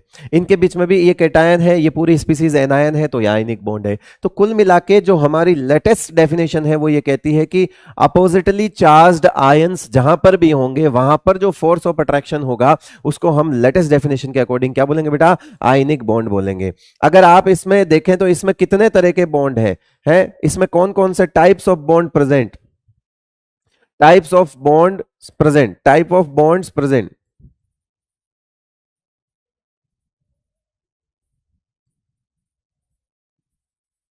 इसमें NH4Cl में कौन कौन से टाइप ऑफ बॉन्ड प्रेजेंट है ना? How many type of bond present in NHCl, है ना? How many type of bond present in NH4Cl? तो देखो पहली चीज, क्या NH3 का लोन पेयर H प्लस के पास गया होगा? ठीक है, तो कोऑर्डिनेट है, पहला बॉन्ड तो हो गया कोऑर्डिनेट। फिर अब मुझे बताओ इनका आपस में भी तो बॉन्ड होगा बेटा। इसमें आप ये देखो कि ये जो हमारा NH3 है, ये NH3 बेसिकली इसमें पहले से ही 3 हाइड्रोजन तो जुड़े हुए ही हैं, ठीक है? तो नॉर्मल कोवेलेंट बॉन्ड है, सिंपल कोवेलेंट बिल्कुल है। और अभी हमको पता चला कि अमोनियम क्लोराइड में, क्लोराइड और अमोनियम आयन के बीच में कौन सा बॉन्ड है? आयनिक बॉन्ड भी है। कौन कौन सा बॉन्ड है? आयनिक बॉन्ड भी है। तो किस किस की बात करेंगे? ये हो गया, ये हो गया, ये हो गया। तीनों तरह के बॉन्ड होते हैं बेटा अमोनियम क्लोराइड में। अमोनियम क्लोराइड में क्या होता है? तीनों तरह के बॉन्ड होते हैं। ठीक है, ये पूछा हमेशा अमोनियम क्लोराइड के लिए ही एक आधा सवाल मैंने देखा है, इसलिए मैंने बोल दिया है। अदरवाइज आपको हर सवाल के लिए इतना कुछ नहीं सोचना है, आप मस्त रहो, ठीक है ना? चलो, तो इलेक्ट्रोस्टैटिक फोर्स ऑफ अट्रैक्शन है। अब आती है बात कि जो आयनिक कंपाउंड्स होते हैं, है ना? अगली बात आती है, अगली बात लिखिए आप मेरे साथ। Ionic compounds are solid at room temperature, brittle in nature, है ना? ब्रिटल, ब्रिटल का मतलब क्या होता है? ऐसे बिखर जाना, टूट जाना। ऐसे नमक की, आप ऐसे नमक का क्या बोलते हैं, लंप ले लो, उसको ऐसे हम बिखेर सकते हो। हमारे पास तो पाउडर फॉर्म में रहता है घर पे, बाकी आप उसको फोड़ सकते हो, ठीक है? ब्रिटल होते हैं, टूट जाते हैं। हाँ, मतलब सॉलिड होते हैं, ऐसे हार्ड नहीं होते हैं कि टूटेंगे ही नहीं, ऐसा कुछ नहीं है। And and exist in form of ionic lattice और क्रिस्टल लैटिस। अब ये आयनिक लैटिस और क्रिस्टल लैटिस ये क्या है? ये ऐसा लैटिस है जिसमें plus minus plus minus minus plus minus plus plus minus plus minus, इस तरह से ये 3D में अरेंज होता है। ये क्या होता है बेटा? ये 3D में अरेंज होता है, ये चलता जाता है इस तरह से।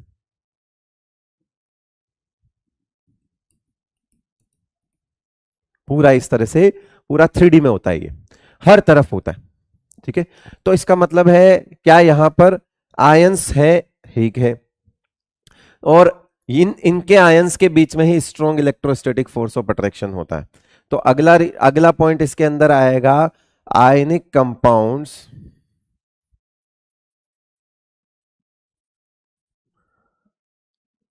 Do not show isomerism. Do not show isomerism. Reason क्या लिखोगे? रीजन होगा ड्यू टू प्रेजेंस ऑफ या due to absence of directional bond.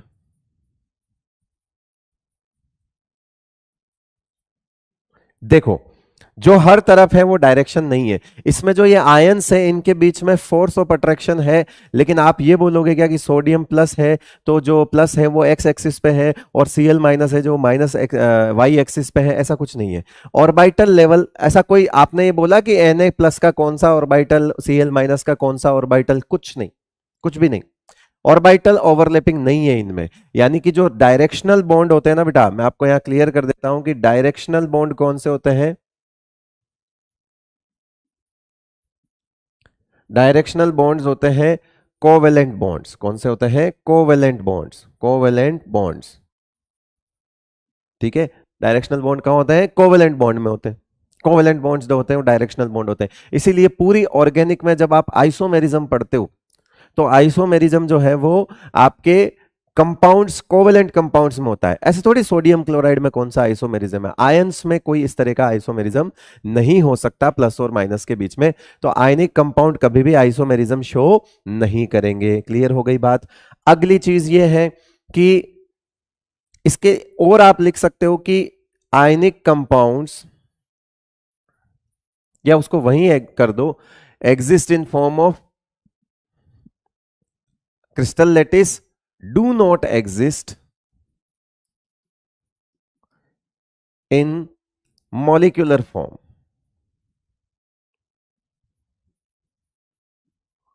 है ना, in form of molecules, do not exist in molecular form, मतलब छोटे छोटे कोई मॉलिक्यूल्स नहीं। आप कभी ऐसे नहीं कह सकते हो कि ये NaCl का एक मॉलिक्यूल है, नहीं, फिर ये NaCl का दूसरा मॉलिक्यूल है और इनके बीच में अट्रैक्शन होगा, ऐसा कुछ नहीं।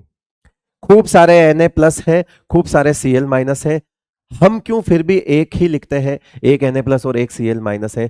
हम एक बेसिक यूनिट उठाते हैं जिसको बोलते हैं इंपेरिकल फॉर्मूला। जिसको क्या बोलते हैं बेटा? Empirical formula. यानी कि यहां पे कोई मॉलिक्यूलर फॉर्म नहीं होती तो इनका कोई मॉलिक्यूलर फॉर्मूला ही नहीं होता। मॉलिक्यूलर फॉर्मूला ही नहीं होता। क्या इनका कोई मॉलिक्यूलर फॉर्मूला होगा? नहीं होगा। मॉलिक्यूलर फॉर्मूला नहीं होता, एक इंपेरिकल फॉर्मूला होता है। इंपेरिकल फॉर्मूला का मतलब होता है बेसिक यूनिट उठाओ, जिन तरह के आयंस से आयनिक कंपाउंड बना हुआ है उसकी एक एक यूनिट उठाओ और हमको बताओ सैंपल कि इसमें किस तरह के आयंस है। तो आप बोलोगे Na प्लस टाइप का आयन है, Cl माइनस टाइप का आयन है। ये एक इंपेरिकल फॉर्मूला होता है उसको दिखाने का। पर इसका मतलब ये नहीं है कि वहां पर एक ही Na प्लस है और एक ही Cl माइनस है और उनके बीच में एक का बीच में एक में अट्रैक्शन है। नहीं, वो नहीं है। ठीक है, वो चीज नहीं है, आप उसको गलत मत समझना। अब बात आती है मॉलिक्यूलर फॉर्मूला नहीं है, आपको कुछ ऐसा ऐसा आप बच्चों को, ठीक है मैं मानता हूं अभी आपकी ऑर्गेनिक स्टार्ट नहीं हुई है, बट मेरे ख्याल से इतना तो सबको पता होगा कि जो आइसोमेरिज्म होते हैं ना, जो आइसोमर्स होते हैं, सॉरी आइसोमेरिज्म नहीं, जो आइसोमर्स होते हैं उनका मॉलिक्यूलर फॉर्मूला सेम होना चाहिए। है ना, बाकी आप अरेंजमेंट वगैरह देखते हो अलग हो जाता है, अलग अलग स्ट्रक्चरल आइसोमर्स में जो है वो अलग चीजें देखते हैं। है ना, स्टीरियो आइसोमेरिज्म में अलग चीजें देखती हैं। लेकिन एक एक बेसिक शर्त आइसोमर्स होने की, एक बेसिक शर्त होती है, पहली शर्त होती है कि वो दोनों का मॉलिक्यूलर फार्मूला सेम होना चाहिए। अभी आपने ऊपर लिख दिया कि आयनिक कंपाउंड्स तो मॉलिक्यूलर फार्मूला ही नहीं होता, ये मॉलिक्यूल्स की फॉर्म में एग्जिस्ट ही नहीं करते। वहां से भी आप एक रीजन उठा सकते हो कि that's why they do not show isomerism, that's why ionic compounds do not show isomerism, वहां से भी आप निकाल सकते हो। ठीक है भाई। अब दूसरा आता है इनके अंदर, due to strong electrostatic force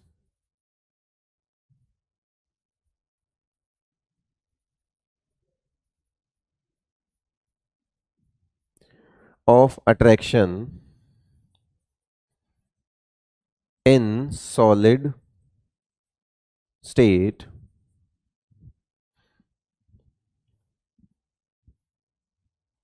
due to strong electrostatic force of attraction, ionic compounds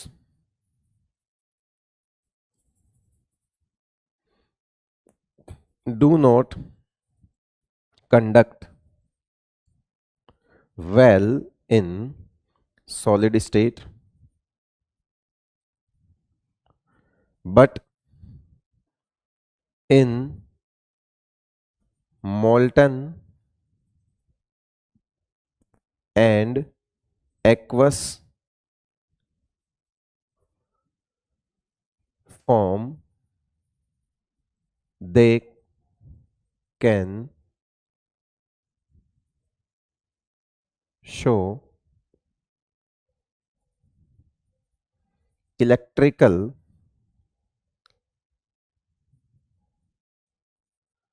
conductivity.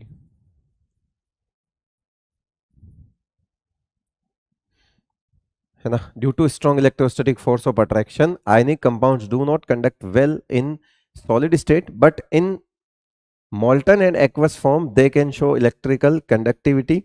है ना, यानी कि आपको अगर कभी पूछा जाए कि ऐसा क्यों है तो आप उसका रीजन यहां लिखा हुआ है कि सॉलिड के अंदर स्ट्रॉन्ग होता है फोर्स, सॉलिड के अंदर स्ट्रॉन्ग होता है, सॉलिड के अंदर स्ट्रॉन्ग फोर्स होता है और वही फोर्स जो है वो वीक हो जाता है किसमें, आपका लिक्विड होगा, मॉल्टन फॉर्म में होगा या इसमें। जैसे जब सॉलिड होगा तो आयंस तो प्रेजेंट होंगे बेटा, आयंस प्रेजेंट होंगे बट नॉट मोबाइल, इस वजह से कंडक्टिविटी नहीं आती है। ठीक है, और अगर हम बात करें मॉल्टन फॉर्म में तो आयंस भी है,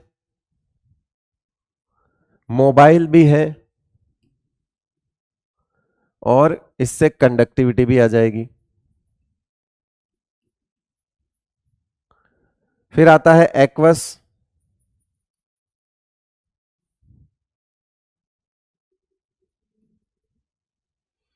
आयंस भी है, मोबाइल भी है, ठीक है, और कंडक्टिविटी भी दिखा सकता है। और ये जो आयंस होंगे ये होंगे हाइड्रेटेड आयंस। अभी सब क्लियर हो जाएगा, थोड़ा टाइम दो, सारी चीजें समझा दूंगा। ये कौन से होते हैं, हाइड्रेटेड आयंस होते हैं। तो कुल मिला के आयनिक कंपाउंड्स की इलेक्ट्रिकल कंडक्टिविटी के बारे में हमने यहां पे बात करी है। वो सॉलिड के अंदर नहीं कंडक्टिविटी दिखाते हैं और आपसे पूछा जाएगा कि रीजन क्या है ना। आपसे पूछा जाए NaCl solid do not conduct well, why so, क्या उसमें आयंस नहीं है, नहीं नहीं, आयंस प्रेजेंट है बट आयंस के बीच में फोर्स ऑफ अट्रैक्शन बहुत ज्यादा है। सॉलिड है तो पास पास है, सॉलिड के अंदर फोर्स ऑफ अट्रैक्शन क्या है, ज्यादा है। तो आयंस तो है बट आयंस का क्या अचार डालेंगे जब वो घूम फिर नहीं सकते। आयंस का घूमना फिरना जरूरी होता है, आयंस का क्या होता है, घूमना फिरना जरूरी होता है। उसके बाद हम ये सारी चीजें देखते हैं। आयंस का मोबाइल होना जरूरी है। मॉल्टन फॉर्म में क्या हुआ, मॉल्टन फॉर्म में वही आयंस जो है वो थोड़े वीक हो गए, अट्रैक्शन उनके बीच में क्या हो गया बेटा, वीक हो गया, आयंस के बीच में वीक अट्रैक्शन हो गया। अब वो आयंस एक दूसरे से थोड़ा दूर जा सकते हैं, यानी कि मोबाइल हो सकते हैं, चल फिर सकते हैं, इसीलिए यहां कंडक्टिविटी आती है।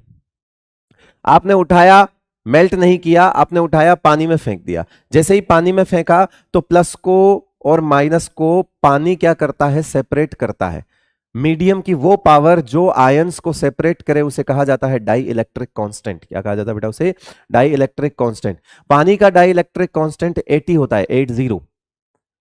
तो वो क्या करता है कि मान लीजिए हवा का होता है 1, हवा का कितना होता है बेटा 1, इसके बारे में हम और चर्चा करेंगे। हवा का डाइलेक्ट्रिक कौन, हवा भी मीडियम है, एयर भी मीडियम है, वाटर भी मीडियम है। एयर से 80 गुना ज्यादा ताकत रखता है पानी आयंस को तोड़ने की। इसीलिए आप ये समझिए कि जो चीनी है हमारी, चीनी कह दो, नमक कह दो, नमक कह लो, वो नमक हवा में पड़ा हुआ है, कुछ नहीं होगा, ठीक है। रेनी सीजन में फिर भी वो थोड़ा बहुत पिघल जाता है क्योंकि पानी आ जाता है, मिक्स हो जाता है उसमें रेनी सीजन में। लेकिन आपने उस नमक को जब पानी में डाला तो वो घुल क्यों गया, सॉल्युबल हो गया।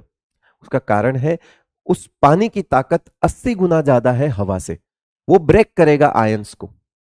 तो होता क्या है कि जब किसी आयनिक कंपाउंड को पानी में फेंकते हैं तो वो पानी में घुलना शुरू करता है, because pani is a polar solvent and ionic compounds are polar compounds. Sir ionic compounds polar compounds क्यों होते हैं, देखो आयनिक कंपाउंड्स क्या होते हैं, आयनिक बॉन्ड से बने हुए हैं। आयनिक बॉन्ड क्या होता है, plus minus plus minus plus minus, अभी बताया था वो लेटेस्ट पीछे। तो जिसमें कंप्लीट प्लस माइनस दिख ही रहा है उसको हम पोलर बोलेंगे ही सही। हम क्या करते थे, कोवेलेंट बॉन्ड में भी हमको अगर पार्शियल पॉजिटिव पार्शियल नेगेटिव नजर आता था तो हम वहां पर भी परसेंटेज आयनिक कैरेक्टर लेकर आते थे और बोलते थे कि इसमें पोलैरिटी आ गई। मैं कह रहा हूं कोई पैदाइशी प्लस माइनस है, पैदाइशी क्या है, प्लस माइनस है। अब कोई पैदाइशी प्लस माइनस है तो वो तो पैदाइशी पोलर है। तो इसीलिए लाइक डिसॉल्व्स लाइक, पोलर को आप पोलर सॉल्वेंट में डालोगे तो वो घुलेगा, नॉन पोलर को आप नॉन पोलर में डालोगे तो घुलेगा। तो आयनिक कंपाउंड्स पानी में सॉल्युबल होते हैं। रीजन क्या है, ionic compounds are polar in nature. Ionic compounds क्या होते हैं, पोलर होते हैं। नेचर में कैसे होते हैं, पोलर होते हैं। तो पोलर सॉल्वेंट में घुलेंगे। तो अगला पॉइंट हम वही ले लेते हैं, आ जाओ। अगला पॉइंट हम क्या ले लेंगे, वही सब वही पॉइंट लिख लेते हैं, आओ। अगला पॉइंट लिख लो, ionic compounds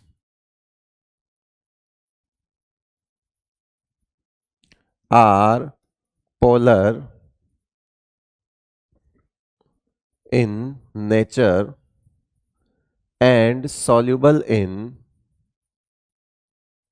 polar solvent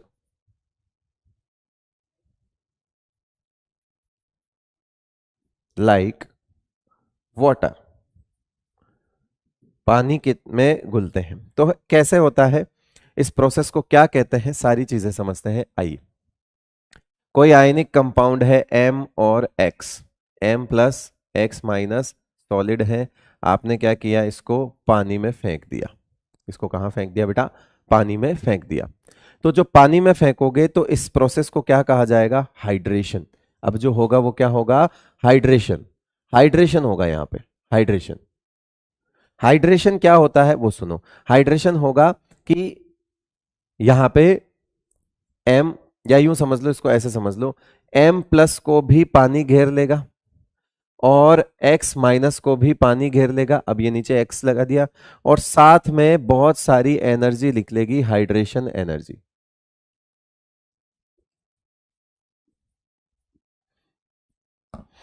hydration energy, ये हाइड्रेशन हो गया उसका।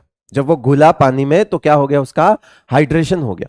तो ये हम क्या समझ रहे हैं, हाइड्रेशन समझ रहे हैं, हाइड्रेशन। हाइड्रेशन क्या होता है, पानी आयनिक कंपाउंड को, ये आयनिक कंपाउंड है, आयनिक कंपाउंड है, इसको कहां फेंका, पानी में। इसको भी पानी ने सराउंड कर लिया, इसको भी पानी ने सराउंड कर लिया, ये अलग हो गए। और दोनों अलग हो गए और जो एनर्जी रिलीज हुई, ये क्या होता है, एनर्जी जो रिलीज हुई ये एक्सोथर्मिक होती है ना, एक्सो होती है, रिलीज्ड एनर्जी होती है।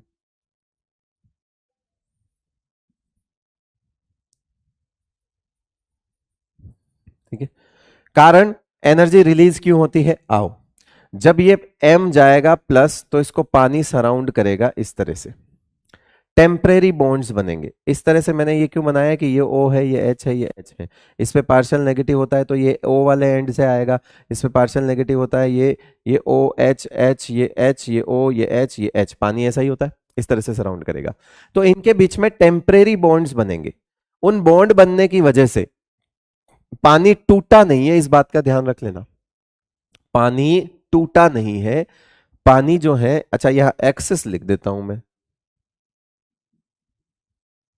अगर पानी टूट जाता तो उसको बोलते हैं हाइड्रोलाइसिस। पानी टूटा नहीं है, पूरा पूरा मॉलिक्यूल चिपक रहा है। देखो इसके भी मॉलिक्यूल चिपक गया, मॉलिक्यूल मॉलिक्यूल मॉलिक्यूल। पानी अगर कंप्लीट, कहानी अगर हॉल कंप्लीट जो है, कंप्लीट मॉलिक्यूल की तरह है ना, हॉल मॉलिक्यूल की तरह अगर सराउंड करता है तो उसको बोलते हैं हाइड्रेशन।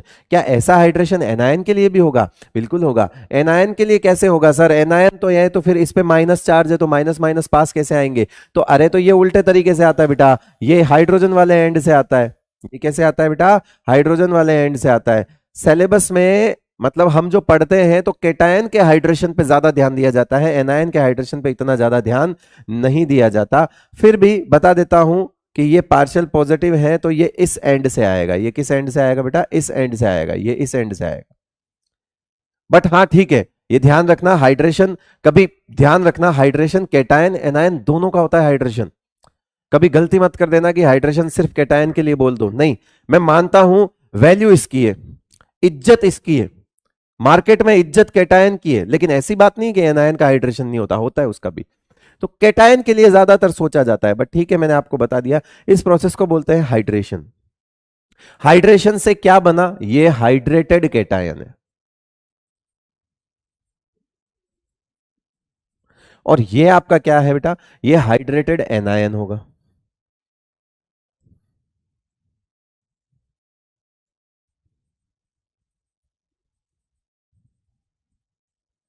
तो पहले तो वो कैटायन एनायन थे नॉर्मल, जब पानी में डाला तो अभी भी कैटायन एनायन ही है, लेकिन अब हाइड्रेटेड कैटायन एनायन है। अब आपको ये इलेक्ट्रिकल कंडक्टिविटी में जब मैंने यहां शब्द लिखा हाइड्रेटेड एनायंस, तो यानी कि जब आपने उसको पानी में डाला तो कैटायन और एनायन को पानी ने सराउंड कर लिया, अब उनके चारों तरफ पानी है, अब उनके चारों तरफ क्या है बेटा, पानी है। वो पानी की फॉर्म में जो है वो पानी के साथ अब उनको मोबाइल होना है। ये जो मोबाइल होंगे तो ये अकेले नहीं भागेंगे, अब ये पानी को लेकर भागेंगे। अब मेरा सवाल यह है कि पानी को पास चिपकाने वाला कौन है, ये पॉजिटिव चार्ज, और इसके भी पानी को चिपकाने वाला कौन है, ये नेगेटिव चार्ज।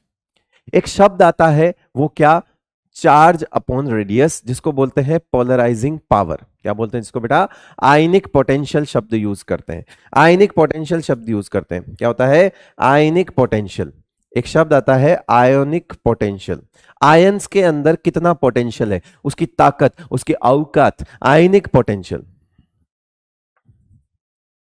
आयनिक पोटेंशियल क्या होता है बेटा, आयनिक पोटेंशियल होता है चार्ज अपॉन रेडियस। उस आयंस पे चार्ज क्या है और उसकी साइज क्या है, रेडियस साइज लिख दो, आयनिक एक ही बात है ना, चार्ज अपॉन साइज, कितनी साइज पे कितना चार्ज है। Basically it's all about like density somehow, है ना। आप किस तरह से इसको डेंसिटी की तरह समझ सकते हो कि इसकी प्लस है तो इस प्लस की औकात कितनी है, और ये माइनस है तो इस माइनस की औकात कितनी है। जितनी ज्यादा पॉजिटिव की औकात होगी, जितनी ज्यादा उस कैटायन पर प्लस चार्ज होगा, जितना ज्यादा उस कैटायन पर प्लस चार्ज होगा, पानी को उतना ज्यादा सराउंड करेगा, और जितना ज्यादा उस एनायन पे होगा, पानी को वो भी उतना ज्यादा सराउंड करेगा।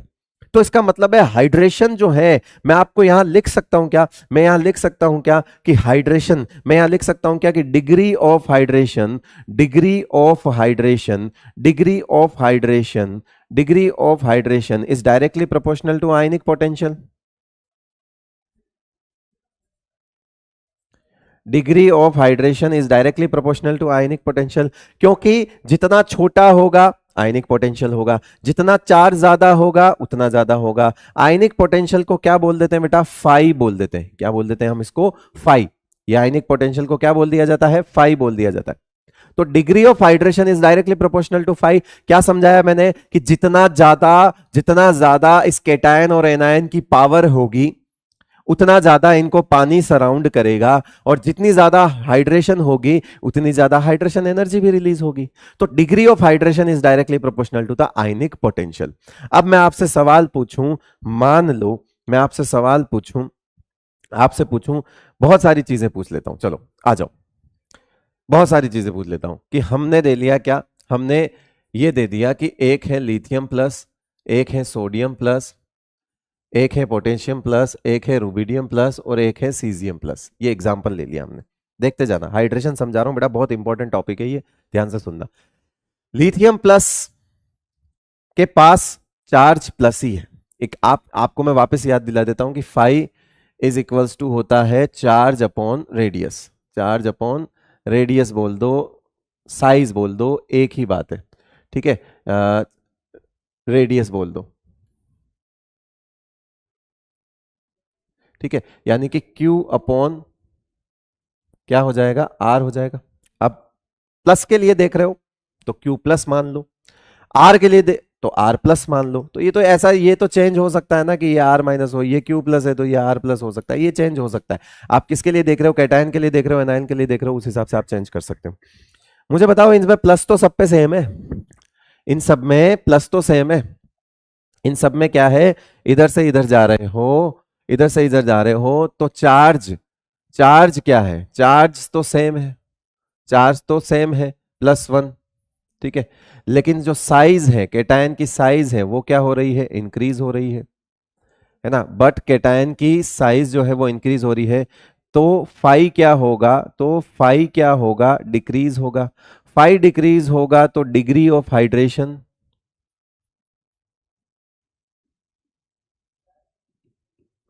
भी क्या होगा, डिक्रीज होगा।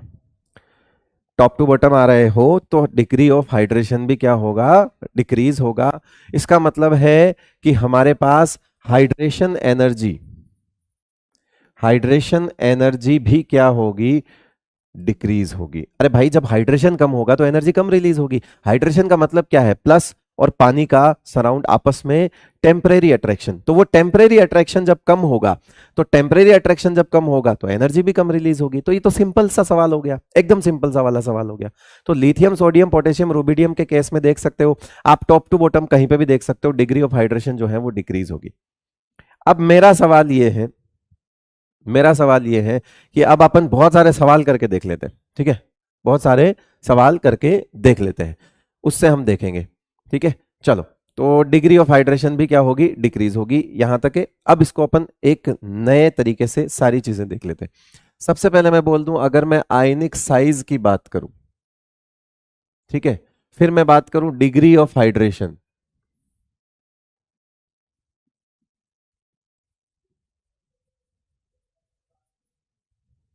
फिर मैं बात करूं साइज ऑफ हाइड्रेटेड आयन, और फिर मैं बात करूंगा हाइड्रेटेड आयन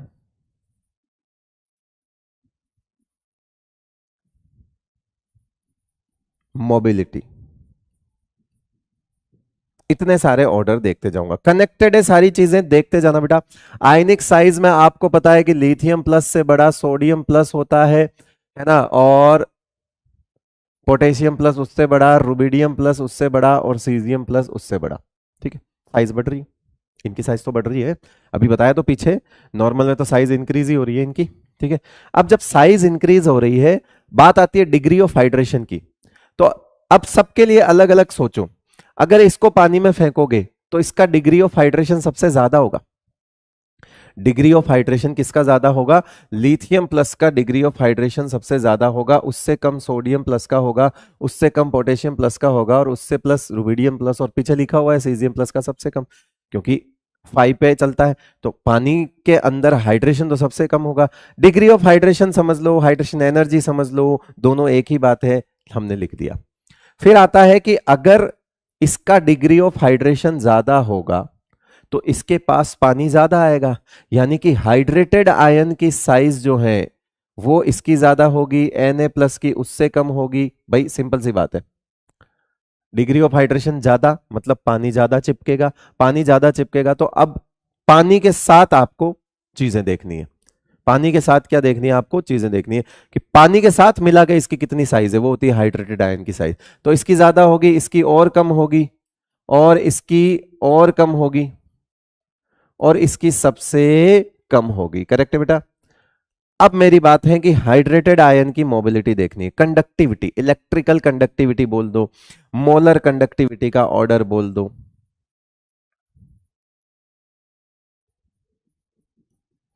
अब इनको भागना है ना, कंडक्टिविटी का मतलब है आयंस को भागना पड़ेगा, अब इनको भागना है।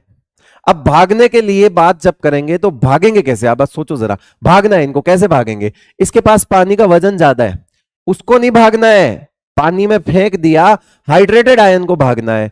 अब इसके पास तो वजन ज्यादा है, ये तो मोटा हो गया, इसके पास तो वजन ज्यादा है। जिस इंसान के पास वजन ज्यादा हो, किसी को बहुत ज्यादा वजन देकर बोलोगे कि तू भाग, वो तेज थोड़ी भाग पाएगा। इसीलिए जैसे जैसे वजन हल्का हो रहा है इधर आने पर, भागने में उतनी आसानी होगी।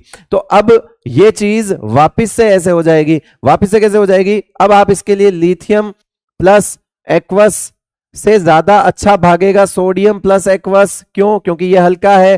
पोटेशियम प्लस और हल्का है और ज्यादा अच्छे से भागेगा, रुबिडियम प्लस और हल्का है और अच्छे से भागेगा, और सीडियम प्लस तो भयंकर ही भागेगा। क्यों, क्योंकि बेचारे के पास पानी उतना है नहीं ना। डिग्री ऑफ हाइड्रेशन अगर कम है तो पानी ने कम सराउंड किया है, मतलब सीजियम के पास वजन कम है, लिथियम के पास वजन ज्यादा है। जिसके पास वजन ज्यादा है उसको घूमने फिरने में तकलीफ आती है बेटा, इसीलिए मोबिलिटी में वापस से क्या हो जाता है, ये ऑर्डर जो है वो हो जाता क्या, उल्टा। यहां तक चीज एकदम क्लियर है, सबको क्लियर है। आयनिक कंपाउंड्स के बहुत सारे पॉइंट्स हमने देख लिए हैं, एक पॉइंट और बच रहा है, वो भी देख लेते हैं। आइए, अगला पॉइंट है, नेक्स्ट पॉइंट है, आयनिक कंपाउंड्स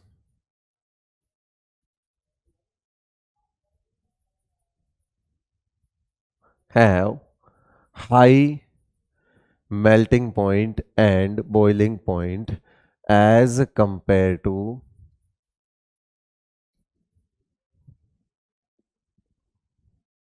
covalent compounds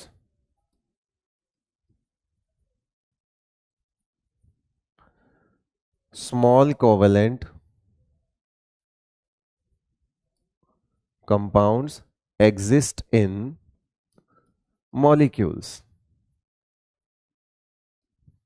उनकी बात करें। ऐसे होने को डायमंड भी कोवेलेंट कंपाउंड होता है। आप मेरे सामने लेके आ जाओगे, बोले डायमंड कोवेलेंट कंपाउंड है सर, बोले हाँ, तो क्या डायमंड का मेल्टिंग पॉइंट किसी आयनिक कंपाउंड से सोडियम क्लोराइड से कम होगा? अरे भाई, वो डायमंड है, डायमंड होता है नेटवर्क सॉलिड। कोवेलेंट कंपाउंड्स जो छोटे छोटे मॉलिक्यूल्स की फॉर्म में, HCl, CO2, छोटे छोटे मॉलिक्यूल्स, ऐसा नहीं कि जिसमें लार्ज नेटवर्क हो। डायमंड में carbon carbon carbon carbon carbon के खूब सारे बॉन्ड है, SiO2 3D silicate, SiO SiO SiO लगातार बॉन्ड बने हुए हैं। जाइंट मॉलिक्यूल्स की बात ही नहीं कर रहा हूं मैं, वो जाइंट स्ट्रक्चर है, उनको बोलते हैं नेटवर्क सॉलिड। उनको क्या बोला जाता है बेटा? नेटवर्क सॉलिड बोला जाता है। उनका सबसे ज्यादा होता है, उनका आयनिक कंपाउंड से भी ज्यादा होता है। हम उनकी बात नहीं कर रहे हैं, क्योंकि हम कितने नेटवर्क सॉलिड पढ़ते हैं? एक, डायमंड, SiO2, वही पढ़ते हैं, और वो भी अभी पी ब्लॉक का आता पता नहीं है। तो जितना मैं पढ़ाऊं लास्ट में उतना समझ जाना बस, ठीक है। तो हम बात किसकी कर रहे हैं? हम तो नॉर्मल कोवेलेंट कंपाउंड्स की बात कर रहे हैं। तो ऐसा क्यों होता है? रीजन देखो, अगर आप आयनिक कंपाउंड्स की बात करते हो, आयनिक कंपाउंड्स की बात करते हो, और यहां पे आप अगर कोवेलेंट कंपाउंड्स की बात करते हो, ठीक है, बीच में खींच दो लाइन। अब ये मॉलिक्यूल्स होते हैं इस तरह से, छोटे छोटे मॉलिक्यूल्स होते हैं, ठीक है, छोटे छोटे मॉलिक्यूल्स होते हैं इस तरह से। इनके बीच में वीक फोर्स ऑफ अट्रैक्शन होता है। ये जो फोर्स ऑफ अट्रैक्शन होता है, ये weak van der Waals force of attraction between molecules, ठीक है। मान लो ये HCl ही लिख दिया हमने, इसको HCl लिख दिया, ये HCl लिख दिया, कोवेलेंट कंपाउंड है, ठीक है, वीक फोर्स है, ऐसा होता है। जबकि आयनिक कंपाउंड में ऐसा कुछ नहीं है। आयनिक कंपाउंड में क्या होता है? प्लस है, माइनस है, फिर प्लस है, फिर माइनस है, फिर माइनस है, फिर प्लस है, फिर माइनस है, फिर प्लस है। यहां पे strong electrostatic force between ions.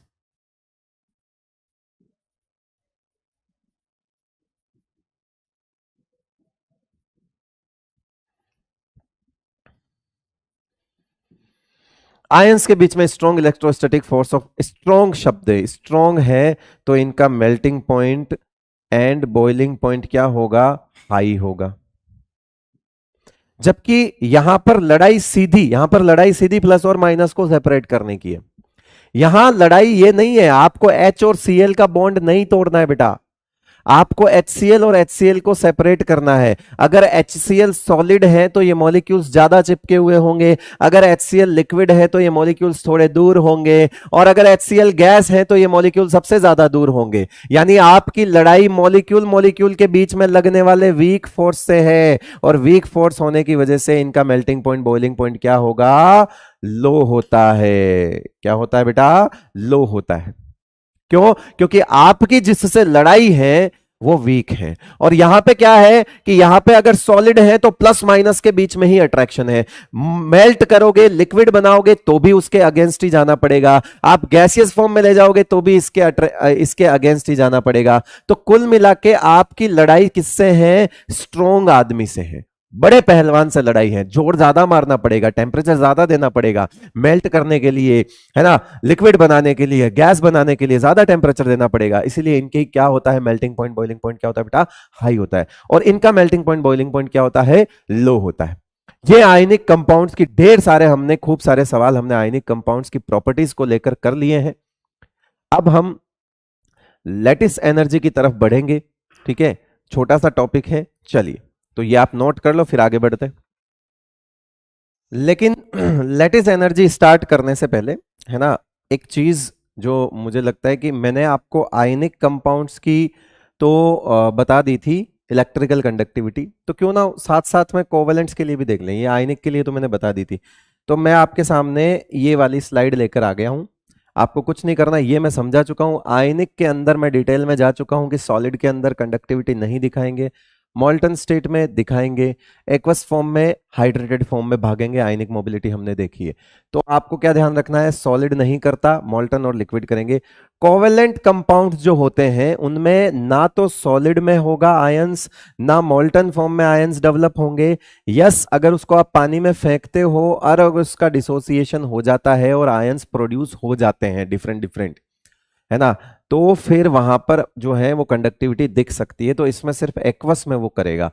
Metals, solid, liquid, solid, मॉल्टन, gas, जिसमें आप सोचो सब में always conductor, always conductor. Even in gaseous phase में भी मेटल जो है वो कंडक्टर होता है।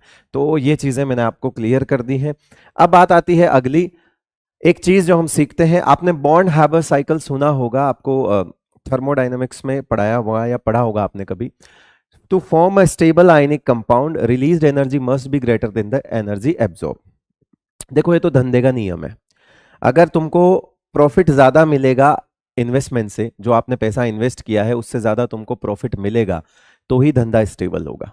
बस वैसे ही है कि आयनिक कंपाउंड अगर बन रहा है तो बनते के समय उसके पैसे भी लगेंगे, एनर्जी एब्जॉर्ब भी होगी, बहुत सारे प्रोसेस आएंगे जिसको बोलते हैं फॉर्मेशन एंथैल्पी। क्या बोलते हैं बेटा, जिसको फॉर्मेशन एंथैल्पी। किसी कंपाउंड के बनने में कितनी टाइप की एनर्जी लगती है, सारी फॉर्मेशन एंथैल्पी होती है। वो सारी एनर्जी का हिसाब, डिफरेंट डिफरेंट एनर्जीज का हिसाब जो फाइनल होता है उसको बोलते हैं फॉर्मेशन एंथैल्पी। तो वो जो फॉर्मेशन एंथैल्पी है वो आपने बॉन्ड हैबर साइकिल में पढ़ी होगी। वही चीज सेम ऐसे समझिए कि आयनिक कंपाउंड्स है, तो आयनिक कंपाउंड में क्या होता है, एक एग्जांपल उठा लेते हैं, फॉर्मेशन ऑफ सोडियम क्लोराइड, है ना। फॉर्मे एग्जांपल के तौर पे क्या उठा लेंगे हम, formation of NaCl, NaCl solid, ठीक है। कैसे बनेगा NaCl सॉलिड, तो पहली स्टेप, स्टेप वन, पहले समझिए आपको क्या करना है। हमको Na प्लस चाहिए और Cl माइनस चाहिए। हमको क्या चाहिए, Na प्लस चाहिए और Cl माइनस चाहिए बेटा। Na प्लस चाहिए और Cl माइनस चाहिए। दूल्हा चाहिए, दुल्हन चाहिए, सीधी बात है। उसके बाद बॉन्ड बनेगा, आयनिक बॉन्ड बनेगा, एनर्जी रिलीज होगी, मजा आएगा। ठीक है, तो कुल मिला के यहां पे अगर हम बात करें तो हमको सोडियम मिलता है सॉलिड फॉर्म में। ठीक है, सोडियम हमको नेचर में किस फॉर्म में मिलता है, सॉलिड फॉर्म में मिलेगा। फिर हम इसका क्या करेंगे, सब्लिमेशन करेंगे। क्या करने वाले हैं हम इसका, सब्लिमेशन। सब्लिमेशन जानते हो, डायरेक्ट गैस में बदल देना। सब्लिमेशन क्या होता है बेटा, डायरेक्ट गैस में बदल देना, यानी कि Na गैसियस हो गया। क्लियर है। अब इसमें से एक इलेक्ट्रॉन निकाल दो, इसको बोलते हैं आयोनाइजेशन एनर्जी। इसमें से एक इलेक्ट्रॉन निकाल दो, ये Na प्लस बन गया, वो भी गैसियस फॉर्म में। ठीक है, वो बन गया क्या, गैसियस फॉर्म में। दूल्हा हो गया भैया तैयार, अब बारी दुल्हन की। ठीक है, Cl माइनस बनाना है हमको, Cl माइनस बनाना है, आ जाओ। तो हमको नेचर में मिलतेगी Cl2 गैस मिलेगी। ठीक है, Cl2 क्या मिलेगी, गैस। बॉन्ड तोड़ना पड़ेगा क्योंकि ये Cl Cl है, तो इसका बॉन्ड तोड़ना पड़ेगा, जिसको बोलते हैं बॉन्ड डिसोसिएशन एनर्जी। यहां पर हम हाफ बॉन्ड डिसोसिएशन एनर्जी ही कैलकुलेट करेंगे, अभी बताऊंगा क्यों। हमको एक ही चाहिए, दो दुल्हन नहीं चाहिए बेटा, ये दो बहनें एक से ही करनी है शादी। ठीक है भाई, तो इनका बॉन्ड तोड़ा, एक को लेके गए आप। तो इन दोनों को तोड़ने के लिए आपने मान लो 10 रुपए दिए, तो हिसाब में आपको 5 रुपए ही जोड़ना पड़ेगा, क्योंकि 10 रुपए तो दोनों को तोड़ने के लिए लगे ना हमारा। तो बॉन्ड डिसोसिएशन एनर्जी जो कैलकुलेट की जाती है वो हाफ ही की जाती है, हाफ जोड़ी जाती है वहां पे, पूरी नहीं जोड़ी जाती। क्यों, पूरी जोड़ोगे हिसाब बिगड़ जाएगा। दोनों थोड़ी लेके आनी है दुल्हन, एक दुल्हन चाहिए हमको, तो आधा हिसाब लिखेंगे। हिसाब तो हिसाब है, हिसाब पूरा पक्का होना चाहिए। अगर दो के लिए 10 रुपए लगे तो एक के लिए कितने लगेंगे, 5 रुपए। तो 5 रुपए ही जोड़े जाएंगे, क्योंकि हमको एक ही चाहिए। उसके बाद इसमें हमको क्या मिलाना है, हमको माइनस बनाना है। तो इसमें इलेक्ट्रॉन एडिशन होगा, मतलब इसकी इलेक्ट्रॉन एफिनिटी होगी। इसकी क्या होगी बेटा, इलेक्ट्रॉन एफिनिटी, और क्या बन जाएगा, ये Cl माइनस बन जाएगा। क्या बन जाएगा, ये Cl माइनस बन जाएगा भाई, Cl माइनस, ये लो गैसियस। अब होगा क्या, अगली स्टेप में देखो, अगली स्टेप में देखो, ये दोनों आयंस बन चुके हैं। ये मिलकर क्या बना देंगे, NaCl। ये क्या मिलके बनाएंगे आपका, ये दोनों मिलेंगे NaCl। ठीक है, और वो भी सॉलिड। तो जिसमें एनर्जी रिलीज होगी उसको बोलेंगे यू को बोलते हैं बेटा लेटिस एनर्जी। यू को क्या बोलते हैं, लेटिस एनर्जी। अब सवाल ये है कि एब्जॉर्ब कौन हुई, है ना, रिलीज कौन सी हुई, एब्जॉर्ब कौन सी हुई, यही देख लेते हैं। आ जाओ, एब्जॉर्ब कौन सी हुई, सब्लिमेशन एनर्जी। क्या मानते हो, सॉलिड से गैस जा रहे हो, एंडोथर्मिक प्रोसेस होगा या नहीं होगा?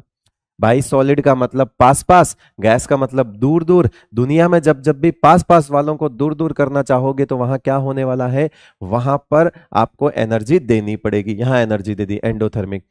फिर आप सबको पता है कि आयोनाइजेशन एनर्जी भी क्या होती है बेटा, एंडोथर्मिक होती है। तो हमारा दूल्हा तो भैया पैसा खर्चा लगा लगा के ही तैयार हुआ है भैया, सीधा सीधी बात है। बॉन्ड डिसोसिएशन एनर्जी, यानी बॉन्ड तोड़ने के लिए भी तो एनर्जी देनी पड़ेगी, तो यहां दुल्हन पे पहला काम भी तो हमारा एंडोथर्मिक ही हुआ है, इसके भी पैसे लग गए, ब्यूटी पार्लर। उसके बाद यहां जाकर जरूर मैं मान सकता हूं कि Cl माइनस, यहां मैं मान सकता हूं कि Cl माइनस है, तो यहां हमारा पहला एक्सोथर्मिक प्रोसेस आया। हमारा यहां पे क्या आया, पहला एक्सोथर्मिक प्रोसेस आया, ये एक्सोथर्मिक प्रोसेस आया। ये अभी एक बार यहां पे एनर्जी रिलीज हुई है। यहां तो खर्चा लग गया, खर्चा लग गया, खर्चा लग गया, यहां थोड़ी बहुत आमदनी हुई है, ठीक है। और यहां पे हमको पक्का खूब सारी मिलने वाली है। इनफैक्ट मैं अगर बोलूं तो एक आयनिक कंपाउंड की स्टेबिलिटी में जो सबसे ज्यादा रोल होता है वो उस आखिरी वाली एनर्जी का होता है, and that is lattice energy. वो क्या होती है बेटा, लैटिस एनर्जी होती है। उस आखिरी का सबसे ज्यादा रोल होता है, उस आखिरी एनर्जी का सबसे ज्यादा रोल होता है। तो अगर हम इसकी कंप्लीट फॉर्मेशन एंथैल्पी देखें तो हम उसको कैसे देख सकते हैं कि क्या क्या, जहां कहां पे हमारा खर्चा हुआ है, कहां कहां पे हमारा पैसा जो है वो लगा है, कहां कहां पे हमको आमदनी हुई है। ये रिलीज्ड एनर्जी हमारे पास दो जगह आ रही है और एब्जॉर्ब्ड एनर्जी हमारे पास तीन जगह आ रही है। हमने कहा रिलीज एनर्जी ज्यादा होनी चाहिए, नंबर ऑफ प्रोसेस पे मत जाना है, एनर्जी रिलीज मानी कि नेगेटिव में ज्यादा होना चाहिए, ठीक है भाई। तो इसके लिए हम क्या लिख सकते हैं, आइए देखते हैं। तो हम क्या लिख सकते हैं, अगर हमको लिखना है सोडियम क्लोराइड का फॉर्मेशन एंथैल्पी, तो यहां लिखेंगे delta HF NaCl is equals to, सबसे पहले यहां पे सब्लिमेशन एनर्जी हुई, ठीक है, तो डेल्टा H सब्लिमेशन एनर्जी, ठीक है, प्लस प्लस क्या लिखोगे, आयोनाइजेशन एनर्जी, डेल्टा या आई डायरेक्ट IE लिख दो, आयोनाइजेशन एनर्जी ऑफ सोडियम, ठीक है।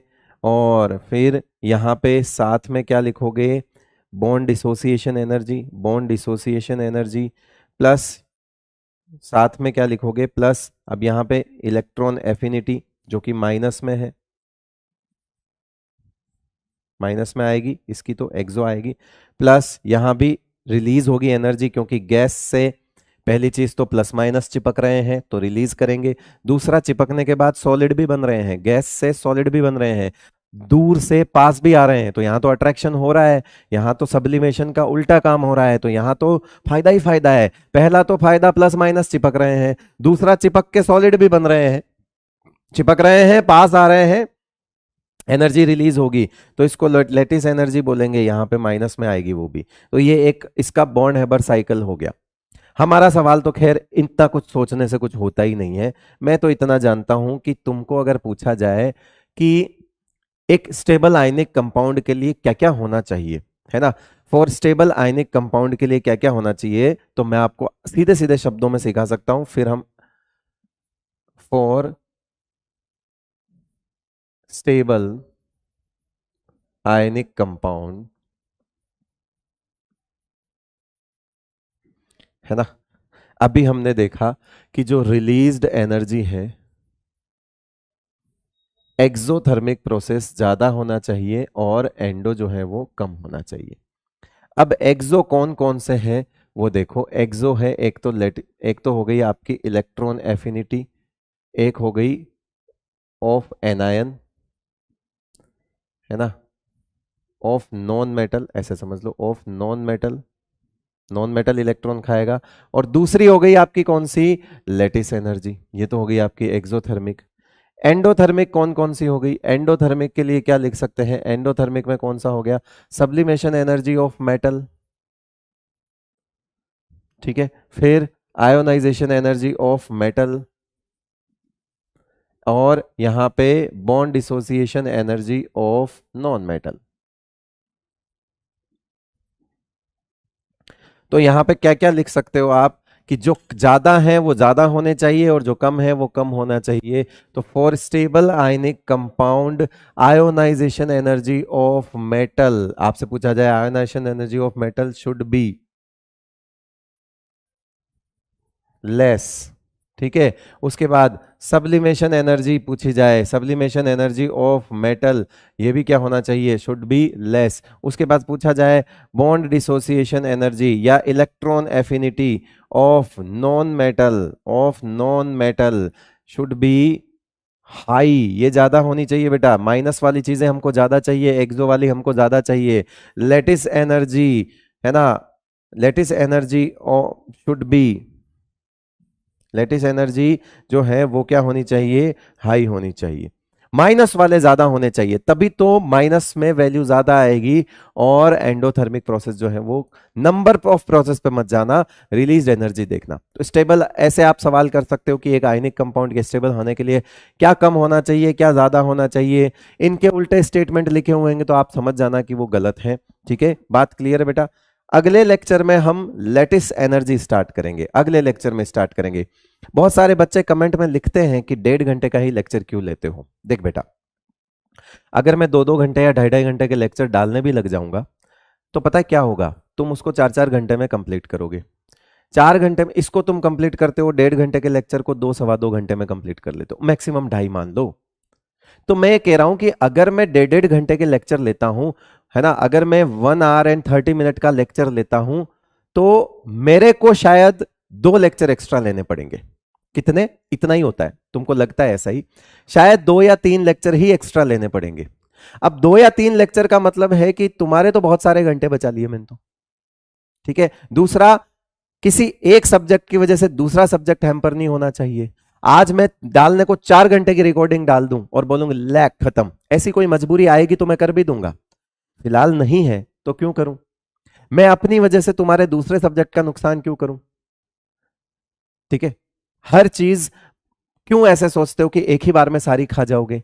भाई मैं जितना जानता हूं कि अगर 1.5 घंटे का लेक्चर तुम देखते हो तो तुमको चीजें ज्यादा याद रहेंगी, दिमाग है हमारा भी थकता है बेटा वो भी। ठीक है, और अगर तुम किसी चीज को 4 घंटे से पढ़ रहे हो, 4 घंटे तक लगातार आप रिकॉर्डिंग देख रहे हो एक ही चीज की, मैं मतलब 100% गारंटी ले सकता हूं कि, ठीक है मैं आपको डिमोटिवेट नहीं कर रहा हूं, लेकिन हाँ आप भूलोगे भी ज्यादा, क्योंकि 4 घंटे तक एक ही एक चीज सुन रहे हो, कंसंट्रेशन। इससे अच्छा है आप थोड़ी थोड़ी चीजें करके खाओ, स्वाद ले, फील ले, काम को खत्म करना है इस तरह से मत देखो। मेरी मजबूरी होगी सिलेबस करवाने की, मेरे पास बिल्कुल टाइम नहीं बचेगा अगर ऐसा कुछ होगा, जो कि मुझे पता है तुमको पता है, ऐसा लगता है कि सिलेबस नहीं हो पाएगा, ये लास्ट में ज्यादा डालेगा ना, कुछ नहीं, ऐसा नहीं होगा। जो आदमी शुरू से बैलेंस करके चलता है उसको लास्ट तक कोई दिक्कत नहीं आती।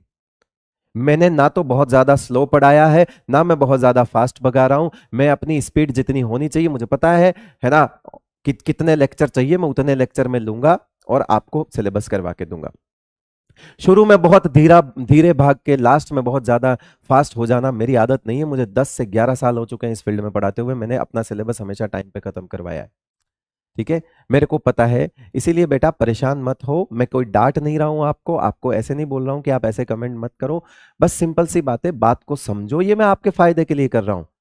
जब मुझे लगेगा कि मुझे ही सिलेबस खत्म करवाना है, अगले को पढ़ना है, जब पढ़े ऐसे, यार उसके लिए वन शॉट है ना।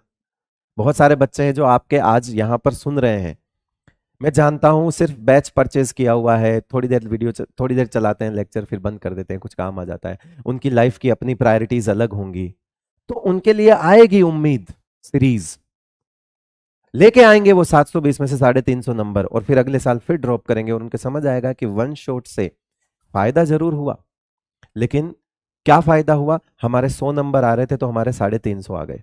बेटा फायदा डेफिनेटली हुआ है, मैं मान सकता हूं, लेकिन 350 नहीं लाने थे भाई, सिलेक्शन चाहिए तो ज्यादा नंबर लाने पड़ेंगे। चीजों को धीरे धीरे सीखोगे तो सीखोगे, और चीजों को बहुत फास्ट फास्ट सीखने की कोशिश करोगे, सब एक साथ खाना चाहोगे, अपच हो जाएगा बेटा, डाइजेस्ट नहीं होगी चीजें। तो आराम से चलो, घबराओ मत, किसी और सब्जेक्ट के किसी और टीचर को देखकर अपने मन में ये ख्याल मत लाओ कि आपको इस सब्जेक्ट में भी बहुत ज्यादा लेक्चर, बहुत ज्यादा एक्स्ट्रा क्लास या आपका सिलेबस नहीं होगा, ऐसा कुछ नहीं है। एक्सप्लेनेशन एक जादू होता है, वो जिस तरह से अपना चाहे टाइम बचा सकता है, और वो एक टीचर की कला होती है। आप उसके लिए चिंता ना करें। चलिए, बहुत बहुत शुक्रिया आपका, थैंक यू सो मच। रुक जाइए, थैंक यू वाली स्लाइड नहीं है, मेरे पैसे कट जाएंगे, मैं बता रहा हूं, मेरी तनख्वाह नहीं आएगी। हाँ जी, ठीक है। तो चलिए शुरू क्या करते हैं, खत्म करते हैं आज का लेक्चर।